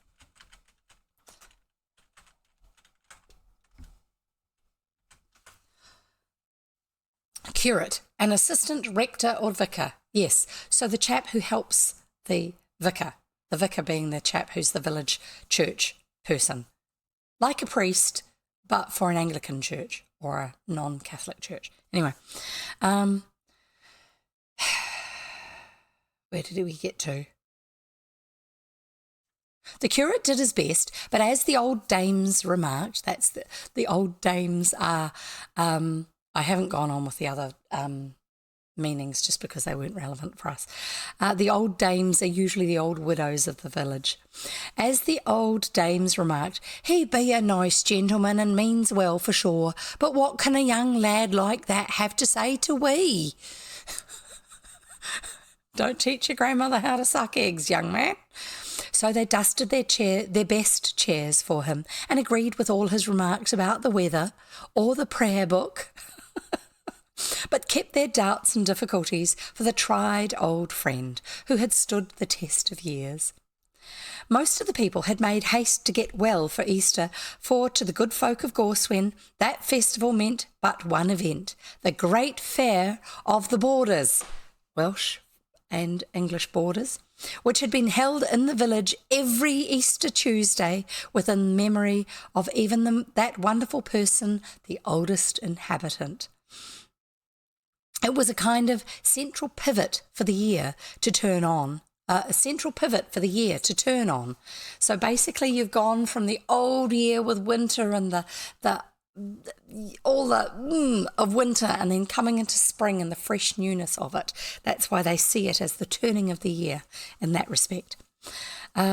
It was kind of a central pivot for the year to turn on, and 5 years come fair day, or the last fair day but one agone, was the general method of calculating time amongst the villagers.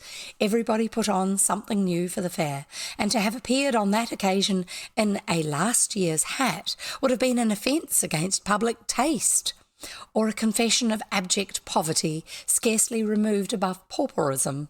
In other words, you ought to be living in the poorhouse if you're poor enough that you can't actually wear one special thing for fair day. And Cousins to the 9th and 10th degree turned up for the fair, distant relations from remote districts or former inhabitants who had left the neighbourhood and got on in other places availed themselves of cheap excursions and visited their early home, partly for the holiday and partly for the sake of meeting everyone else. I can totally understand that. The wave of excitement which spread over the village as Easter drew near could scarcely fail to send its ripples up to the Abbey. Nancy's evenings for some time past had been absorbed in the construction of a bright heliotrope gown with gilt buttons. Heliotrope is a particular colour. A particular colour. And I'm going to see if I can find a picture of it so I can describe it for you. I'm sorry, I really need to.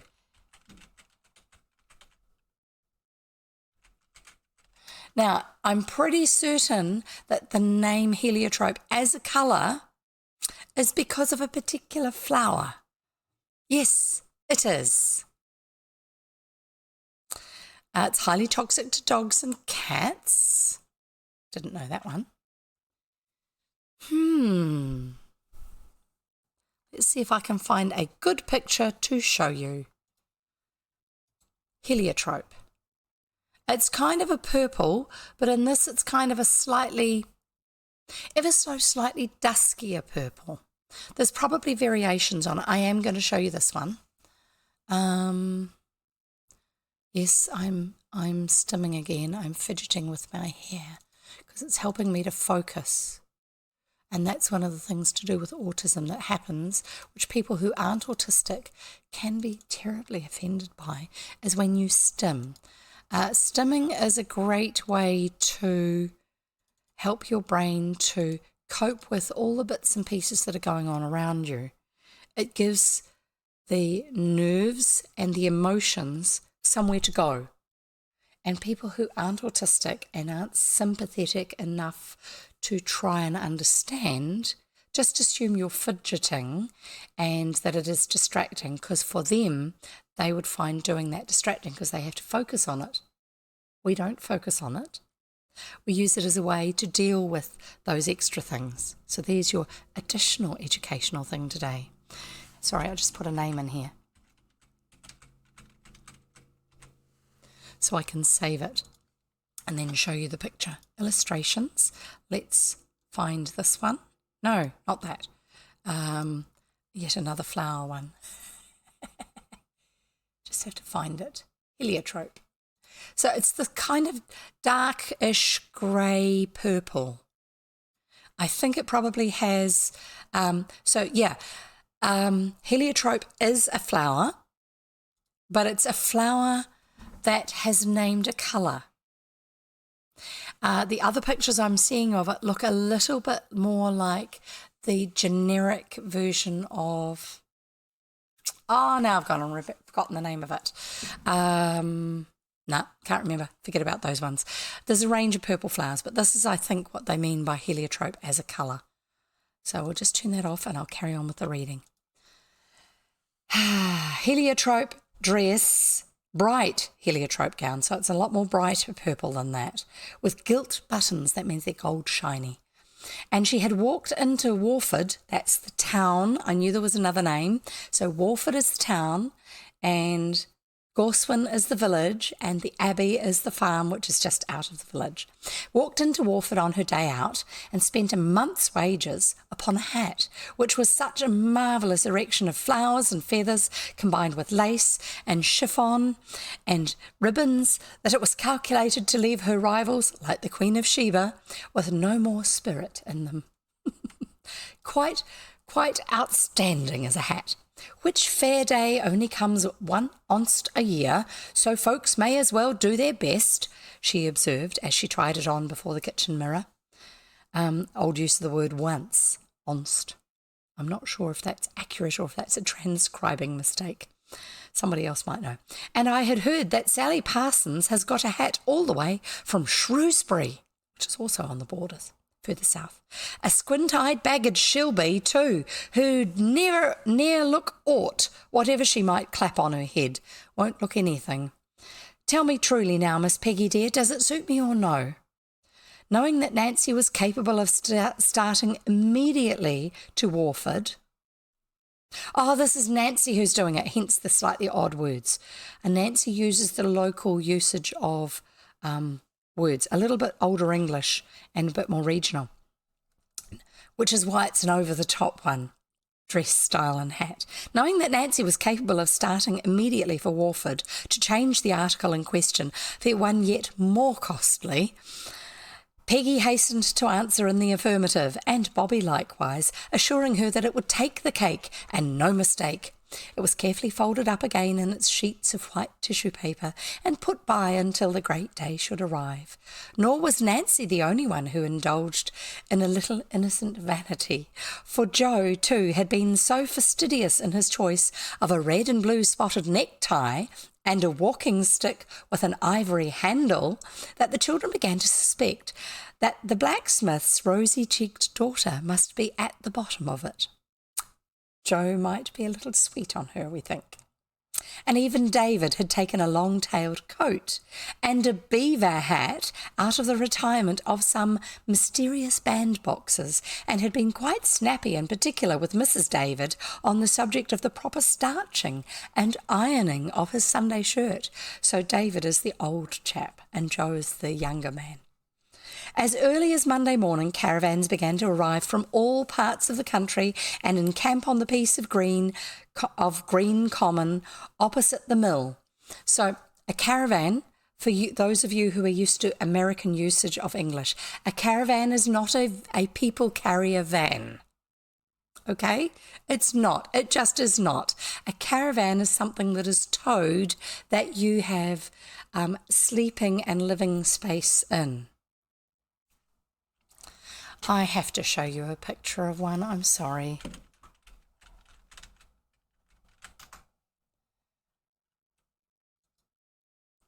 They are towed somewhere. And the name is commonly, in the earlier contexts like this, comes from things like a gypsy van. That's a caravan of sorts. I'm just saying there's a particular style that I wanted to find. This is kind of a very old school in New Zealand caravan, okay? But it's not actually the era that they're talking about here, because the ones they're talking about here are pulled by horses. Here is a vintage caravan. Let's save this and show you. It's really quite sweet. And then we'll carry on. So here we go. I've just pulled this up. Find the link. Yeah, freight-laden camels when we hear or see of caravan. I've also seen the people carrier vehicles. We call them people carriers in New Zealand, or MPVs, multi-purpose vehicle. I've seen them. There's some of the brands, some of the vehicle brands call those a caravan. I don't know why, they just do. But I think it's a regional thing too, which I've found a little bit odd, because I heard somebody talking about, oh, we got a new caravan. And that was because they were talking about it as a branding thing. There you go. That's actually what I think of as an old caravan. So even older than that again is the ones like the string of camels with a load on them. That's a caravan. That's where the term came from, I think, where you've got a load being taken somewhere. And also the whole gypsy van caravan. And I think the gypsy van style caravan is what they're talking about in the story here. So we'll carry on. The Dodge Motor Car Company has a van model called Caravan. That's it. That's where it is. And I've actually heard people referring to those ones as that. And I hadn't at the time twigged that it was actually a branding thing that they were referring to. But they kept on referring to it, so that's when I started to think maybe they mean the whole lot. Anyway, I think once you've had one of that sort, you have a tendency to call the rest of that style of vehicle a caravan instead of a people carrier. Right, caravans on the green, opposite the mill. So yeah, you can see why they would park there, because you can. The green is common ground, so you can stay there.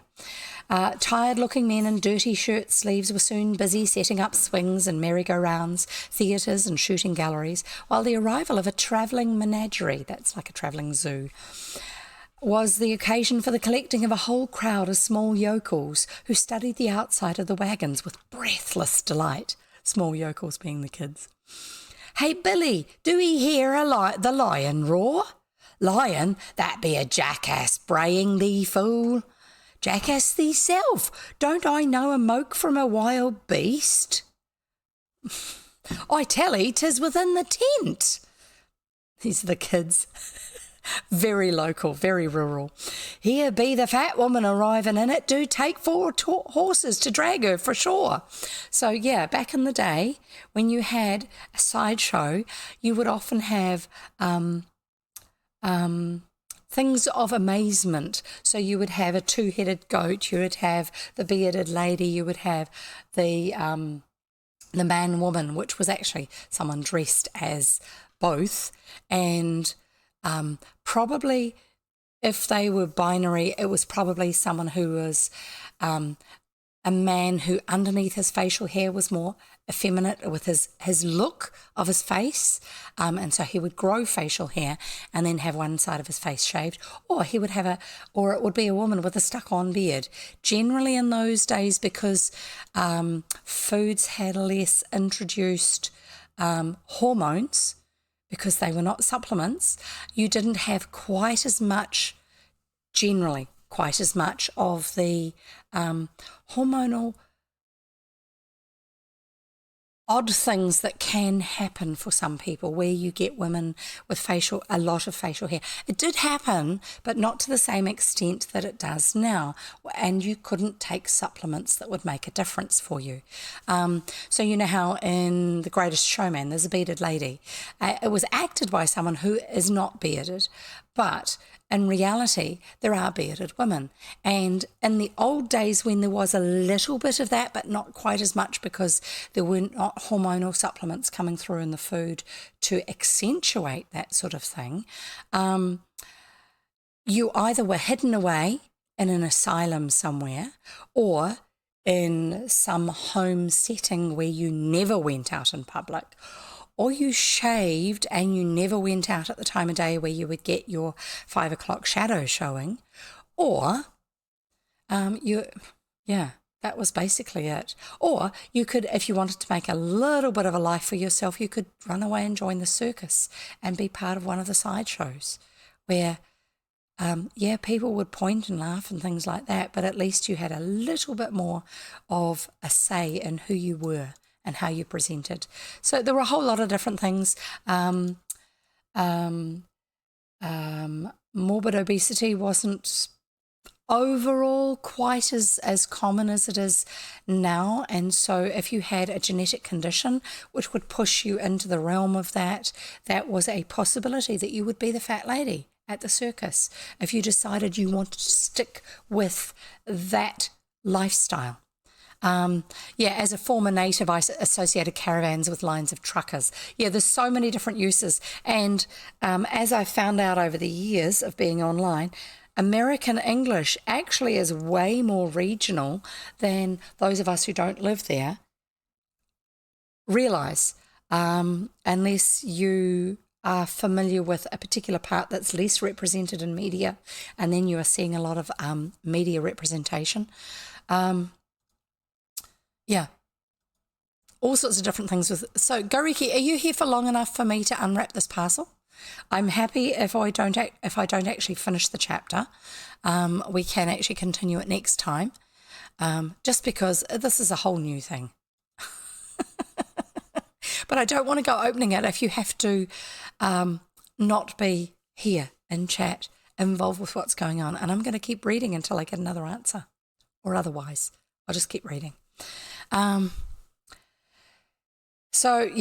That's the sideshow part of it. Here be the fat woman arriving, and it do take 4 horses to drag her for sure. And the wild man from Borneo. Why was it Borneo? Why did they always talk about the wild man from Borneo? What is it about Borneo that they were really associated it with wild people? Maybe they were the closest they had ever seen to people who lived from a primitive lifestyle. I don't know, like the pygmies in Papua New Guinea or something like that. But yeah, when you used to say the phrase wild man, the next thing that would come to mind was of Borneo. So maybe someone can look that up and put it over in the Discord server. I don't know, it's really odd, but it's a word association that I've always had. The wild man from Borneo. Aye, if he be like his picture outside, I'll never venture in and reach a him. So obviously he looked very, very wild. These not got the penny, maybe. So you wouldn't get close enough because you haven't got the fee to be able to pay to go in and see these sideshow things. Hain't I? Say that again and I'll let ye know. Way back there, young rascals. There's the giant and the dwarf are coming. Ooh. Yeah, and that's another thing. You would have, if you had dwarfism or if you had giantism, that was another way where you could actually kind of have a bit of a life for yourself. It depended on the circus that you were part of or the sideshow that you were part of. Some people in charge were very abusive. Other ones actually were a collective where you have somebody in charge who's good at organising and recognising where you need to go, making sure that people pay. But within your own little odd group of people, you were a family. And you supported one another. Nobody's perfect, by the way. So you have people with bad attitudes, even in those sort of groups. And the youngsters scattered to leave the green free and to feast their imaginations upon the gaudy representations of the various attractions which adorned the sides of the yellow caravans. Think Mr. Toad's caravan.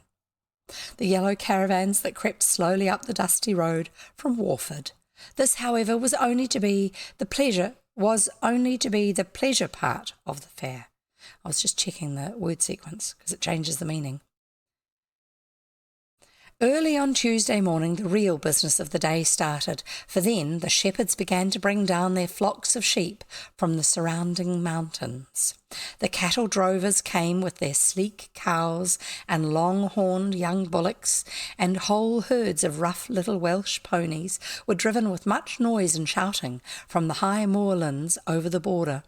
Quiet, sleepy Gorswen seemed completely transformed. The village street from end to end was an impassable block of charging bullocks, kicking ponies, barking collies, that's the dogs for herding, and bawling drovers, they're calling out to their animals to keep them in order, which overflowed past the rectory and up to the willows on the one hand and nearly as far as the abbey gates on the other. So that's right through the length of the village. Having tried in vain to edge away through the press, Peggy and Bobby tacked round by the fields because they know their way, and scrambling over a garden wall found a temporary refuge in the churchyard, which stood some height above the level of the road, and where, from the vantage ground of a convenient tombstone, they found they had an excellent view of the fair below. The noise was deafening, animals lowing, bellowing, bleating, whinnying, or squeaking in every note of the octave. Cocks crew, cock-a-doodle-doo, or whatever phrase you use. Ducks quacked, dogs barked, and men talked and shouted in Welsh and English till a chance comer might have imagined himself in pandemonium. A cart full of little pigs, drawn up beneath the wall, rent the air with their cries, and not the least funny incident was to watch a stout farmer's wife, despairing of driving her bargain through the crowd, because she had bought something at the fair, some bit of livestock, despairing of driving her bargain through the crowd, wrap her squealing purchase in her mantle, her shawl, and carry him off in her arms like Alice with the Duchess's baby in Alice in Wonderland. Most of the cows had been sold first thing and were being driven away with much forcible language on the part of their drovers, and it was now the turn of the cart horses, beautifully glossy creatures with tails tied up with straw and manes plaited with ribbons as if for May Day. By good luck, their paces were tried just under the churchyard, so the cart horses are being showed to what they look like, hence the plaited manes and tails, ornamented tails, We do a little bit of this at our local A&P show, Agriculture and Produce show. There's stands, but there's also showing of different animals and the handling with the dogs of the sheep and all that sort of stuff. So the cart horses will be for show. They'll be beautifully brushed so they're shining. Their manes will be plaited with different things woven in. Their tails will be put into ornamental patterns with bits of wheat and flowers and all sorts of stuff, but they will also be moved through different skills to show off how well they have been trained, how well they can do their jobs. It really is quite fascinating seeing all this thing happening at the time. So the beautiful glossy creatures with tails tied up with straw and manes plaited with ribbons as if for May Day. By good luck, their paces, that's the showing off what they can do, were tried just under the churchyard, so the children got all the fun of the bargaining. So they were being walked up and down and jogged up and down and all that sort of stuff going on to show off what they can do before they are sold. That's the bargaining part. There's Jimmy Fowler selling his black Bess, cried Peggy, nearly falling over the wall in her excitement. See that tall Welshman, feeling her knees and looking at her teeth? Aren't they quarrelling over the price?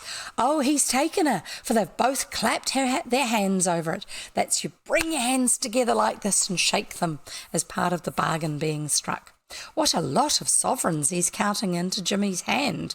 Now he's leading her away. I hope she's got a good home. She's such a gentle old thing.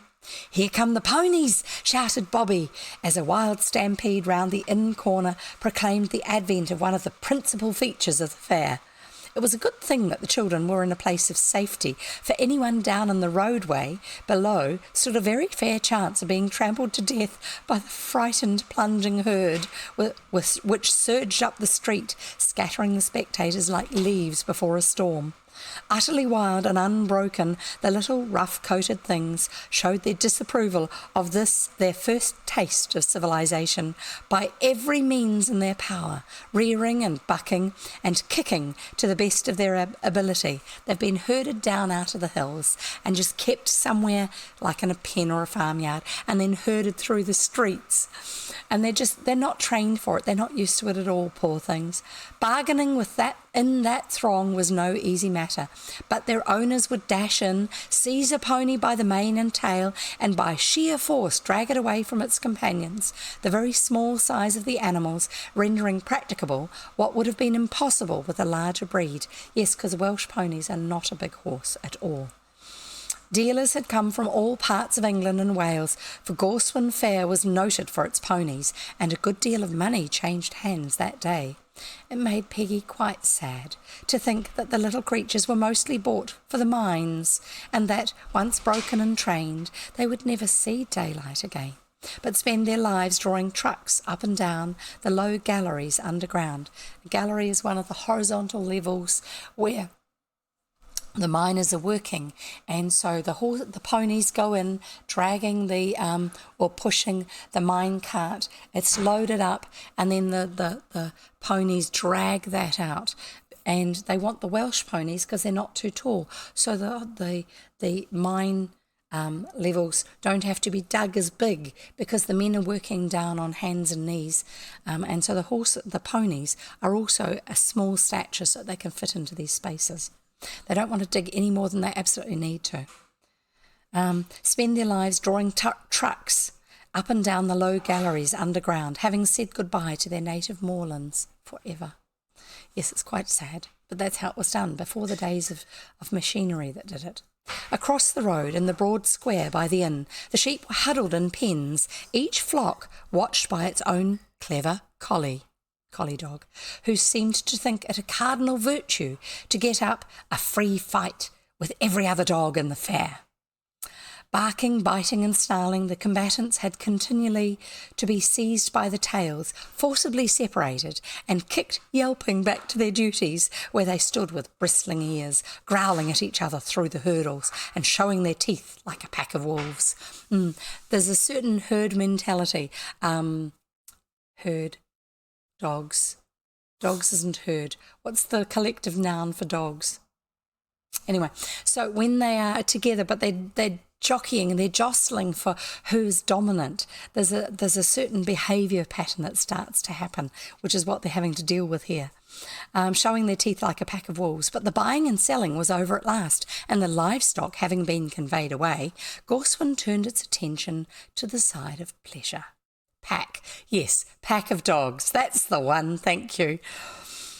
Gorswen turned its attention to the side of pleasure. That's remember the sideshows?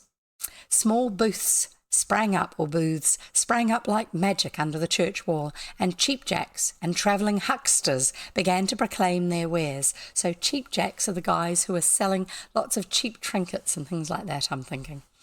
The thrifty village housewives were doing a thriving business in tea and ginger pop. That's like ginger ale or ginger beer they would have made.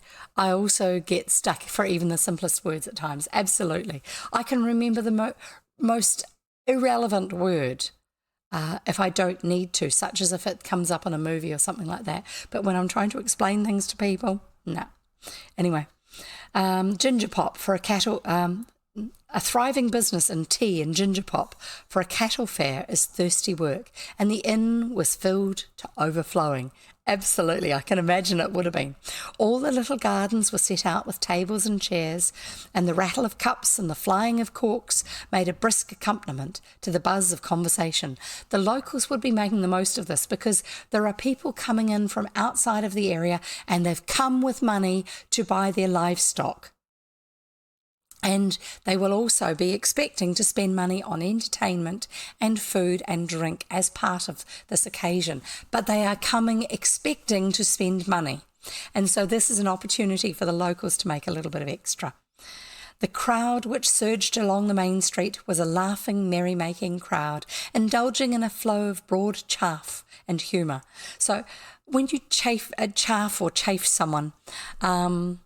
broad chaff or chaff in this context is when you're teasing someone. So it's humour, but it's pointed humour. Chaff, chaff, chafe. Those words, those sounds of the word are all used in this context.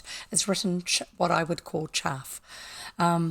Broad chaff and humour, and bandying jokes with friends and strangers alike. The children had returned after dinner to their point of vantage on the churchyard wall, dinner being midday, and found as much amusement in the sight below as in the livelier scenes of the morning. "There's Joe!" cried Bobby with deep interest, as that worthy passed sheepishly by, a posy of wallflowers in his buttonhole, and the blacksmith's daughter hanging on to his arm. "He's got a tall collar and a pair of tan shoes on. Isn't he a swell?" A tall collar is one that does not fold over. It stands up. It was a formal collar, and it's probably one that's held on with collar studs. May even have points at the front. So a little bit, very, very old-fashioned. Probably more specific to this era for fancy use. "Isn't he a swell?" Nancy's hat was a conspicuous object among the smart throng, for Lillian, after one peep at the fair, had charitably kept house herself, and allowed her handmaiden, Nancy, the maid who helps out with the housekeeping, to take a holiday, and the damsel seemed to have collected so many admirers that the luckless Sally, her competition, was entirely eclipsed. Old David was there, quite smiling for once, with Mrs. David in a new bonnet, and quite a swarm of small grandchildren around him. "He's actually buying them. Humbugs," said Peggy, "and he carried the little one in the blue dress all down the street. I never saw David look so pleasant in my life before." David's obviously a bit of a grump normally. "I think holidays agree with him." Peggy was right there, for a little pleasure is good for most people, and there were many bright faces and hearty greetings and handshakings among the pushing crowd. "Hello, is this where you're hiding?" cried a voice from the roadway below, and Archie seized an overhanging branch of the big yew tree. For some reason, yews are always planted in churchyards in England, old churchyards, so you can look up the reasons why yourself. There you go. and swung himself up into the churchyard. "I've been looking for you everywhere. Couldn't find you this morning for the jam. I've seen some cute sights in my life, but this fair do beat 'em all. It's like Barnum's and Mexican Joe flung together with a cakewalk afterwards." Cakewalk was a type of dance. "It's bigger than ever this year, and prices are well up," remarked Bobby, with the air of a budding farmer. "We sold our brown cow for £1 more than we thought we should, and the ponies went off ever so high-priced. Did you watch them run round the corner? Didn't the people run? You should see us break in big horses." End of that sentence. Now we've got Archie. "You should see us break in big horses wild out west. That would make you stare if you like. This is mere child's play to it. Where's Lillian?" "Keeping house. Mrs. Davenport's there. She drove over to the fair with her gardener, and she's bought 2 cows and 4 little pigs. They've turned them all into the loose box at the Abbey, and they're waiting till the roads are quieter to take them home. She'll be there for some time yet. No, we thought we wouldn't go back to tea just at present. We're not hungry," which is actually because Mrs. Davenport's there. So Goriki says, "At the JHS now, I can quietly watch for 20 minutes. So we're going to stop reading, and we will probably read the rest next time, because I have a throne gift to open thanks to Goriki. So here we go. Parcel, and the label has been taken off. This is our local supplier that I would love to have doing something like the throne wish list system. And I'm just going to see if I can open this by... I didn't pre-open, obviously. They use hot melt glue now instead of sellotape. Opening the box. You can tell I haven't opened this already because I'm having to break the glue seals. Mighty Ape is one of my favourite New Zealand online retailers, just because they do such a wide range of things. So here we go. And yeah, yet another one of those Hello Fresh vouchers, which I don't need. Oh, and I've got that's what it is, hang on. Game guide. Mighty Ape have a game guide because, I don't know, I'm a gamer. They're trying to build up the game side of their business.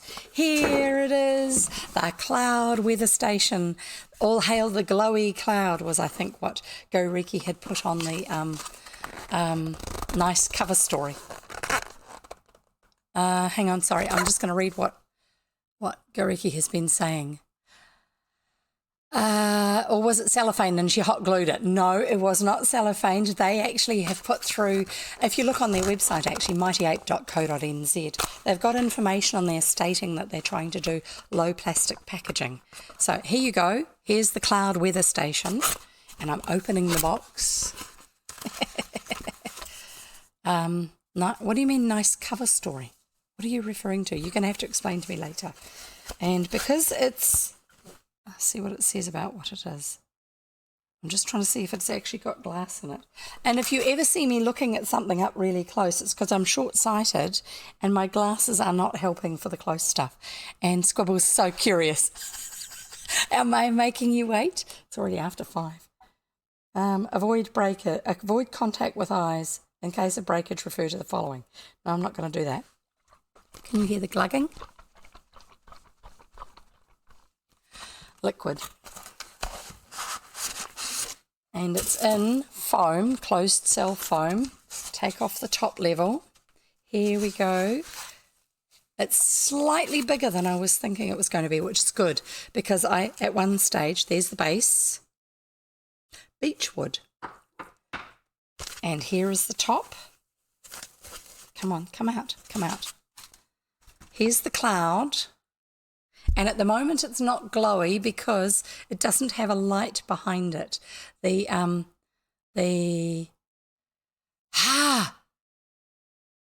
promotional picture online has a lot of extra light behind it to show off when this has actually gone all half crystally inside it. So it's normally going to have a bit of these crystals in it just to seed it, to get it started. And I'm not sure if it's atmospheric pressure or what, but it goes in. I'm really pleased to see this. It actually is. It sounds like glass. It's bigger. It quickly turned into nearly half the size I dreamed. I'm sorry. I'm so sorry. It didn't have anything that showed what the actual size was online. I actually thought it was going to be about this big when I was looking at the pictures for some strange reason. But I'm really pleased with it. And so you can see it's got these granules in the bottom. That's because the liquid that's inside it actually forms crystals. And I'm not sure if it's temperature or pressure. It might be a combination. So there you go. I'm going to, when I get this properly set up so I've got shelves around me, this will be one of the things on my shelf, along with my glowy moon. There you go. Thank you so much, Goriki. I love my glowy cloud. And yes, I will actually put a light behind it so when I can get it properly on its stand. Glug, glug, glug. I'm pretty sure that it's actually atmospheric pressure is part of it, hence the airspace in the top. Because even though to us glass is not flexible, when you get, it is spiffy, yes, when you get atmospheric pressure outside of a closed glass container, if it hasn't got just liquid in it, the airspace inside it can be ever so slightly compressed, which can affect other things that are going on. Water itself, there you go. That's just using it as a snowball, snow globe. I do not have any snow globes. I just hope I haven't wrecked it. I don't think I have. It'll settle. It's spiffy. Can't wait for a proper display. Absolutely. I'm going to have all these little bits and pieces, my intriguing things. I've got this. I just have to put it down so I don't drop it. I'd hate to drop it. I don't want to break it. But I will be stopping as soon as we've finished with this bit.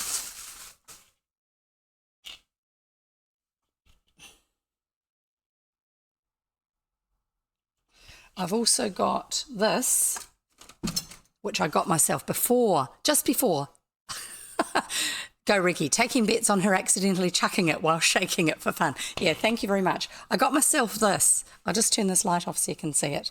It's 3D printed, and you can see the print lines on it when you see it in real life. But the patterns on it, apart from the ring from where its thing is, are actually based on what the craters on the moon actually are like. I've just turned the lights off so you can see them a bit better. And I will have to see if I can find the bit that there's an impact crater there with the splash shape. I'll have to see if I can figure out the right angle for what the moon looks like for us here in New Zealand. I really like this, and what's extra cool about it for me is that the charge port on it is the switch, so it's just because it's a metal thing. So it's got clear off, warm light and cool light. So I need this as a reference for painting for the moon. Yeah, absolutely. You have to get yourself one from Mighty Ape Scribble. I think you need one. And get one of these ones, not the ones from Briscoe's. They've got some cool coloured lights inside their ones, but they're super expensive. Don't do that, okay? So I've got my moon. Turn that off. I've got my book light. To find the right angle, well, it's 90 degrees. Well, it's more finding which face of it to show. My book light, which I'm going to do as a transition at some stage, which I think is really cool. See? Won't that make a good transition that's really suitable as a book relevant thing? And now I've got my glowy cloud. I think that's really cool. Yes, it did settle nicely. So I will at some stage put up pictures of it to show the different states it's in. And hopefully you have a gift that resembles the book. Wonderful. Fabulous. Is it one that can be made really big to use as a screen transition? So I will see if when this changes a little bit with the weather conditions, I will try and take some photos and put them up so we can see differences. But also if it's looking different, I will pick it up and wave it at you guys on stream. Yeah, no, that's really cool. Thanks, Goriki. I appreciate that. So thank you so much. It's wonderful. I like it. I like my cloud. I like cool things. In case you hadn't figured that one out, everybody. Anyway, it's just coming up to 5:15, which is 3/4 of an hour after I used to finish. So Scribble says, has gone down a decorative RGB lamp hole on Mighty Ape. Oh, you do it too. I do that. Oh my goodness. Don't even look at somewhere like Playtech or, no, J-Car. J-Car also do RGB for some things. Tangent. Yeah, I still haven't got my tangent thing going. I'm sorry. Tangent timer is the other thing we have to do. You and I need to have words about how I'm going to do that. I did actually do, I don't know if you were here at the time, Go Riki, not Playtech, PB Tech, that's the one. PB Tech often have a bit of RGB stuff. I'm talking New Zealand retailers for those of you overseas. PB Tech and also J-Car, which is Australian originally, but we have them in New Zealand as well for those who are wondering. I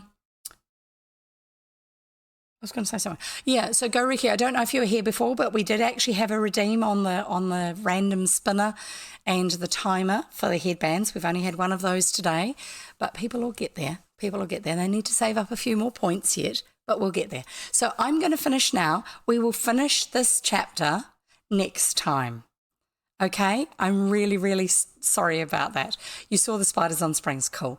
I don't know if you actually saw the timer as well. But yeah, we're getting it there. Thank you for being here, everybody. I love chatting with you as well as reading the stories. It's a lot of fun. Don't forget to make comments over in Discord about your ideas to do with emotes that I can do, and they can be ones for sub emotes, they can also be ones for follower emotes, and they can also be animated emotes. Don't forget this is brainstorming at this stage, and when you are brainstorming, you don't have to be super logical about stuff. You don't have to come up with something that is a practical thing to do or a way it normally has to do. Absolutely. So all of those ideas you've been having, write them down over in the Discord server. Put them in the books, words, books and ideas channel. That would be great. It has been lots of fun. I really enjoyed having you all here. And I'm so glad that Go Riki was able to pop in for us to be able to do the unboxing of the throne gift. That was fabulous. Thank you so much. Write them down because ain't nobody going to remember. Well, some of them are in chat. So yeah, but write them down yourselves as well. Okay? Get involved. Chat. Communicate with one another, turn it into a bigger conversation. You can even come up with ideas for how they can be redeemed. I'm open to possibilities. There are no guarantees on anything, but I often get ideas from other things that people have as ideas, but they just still don't come out quite the way other people were expecting them to. So it's not like I've copied everybody. Anyway, so I will say goodbye for now. I will see you next time, which should be on Monday, I hope. Unless I have to go and take my dad somewhere in the car. I don't know. I'm pretty sure he's actually able to do that one himself on Monday. But we'll see. And I will put a post up on Instagram if I can. If I'm going to be streaming. Or if I'm not going to be streaming, I'll try and put that post up too. So thank you for being here. Thank you for sharing your time with me and chatting with me and all those other things. And no, I'm not going to go and raid anybody today just because it's so late and I've got somebody in the house that's getting a little bit impatient and I don't want to get in trouble with them just for the fun of it. Okay, so don't forget, happy reading, okay? Happy reading. Keep your happy reading going. Okay, bye. Thanks. See ya.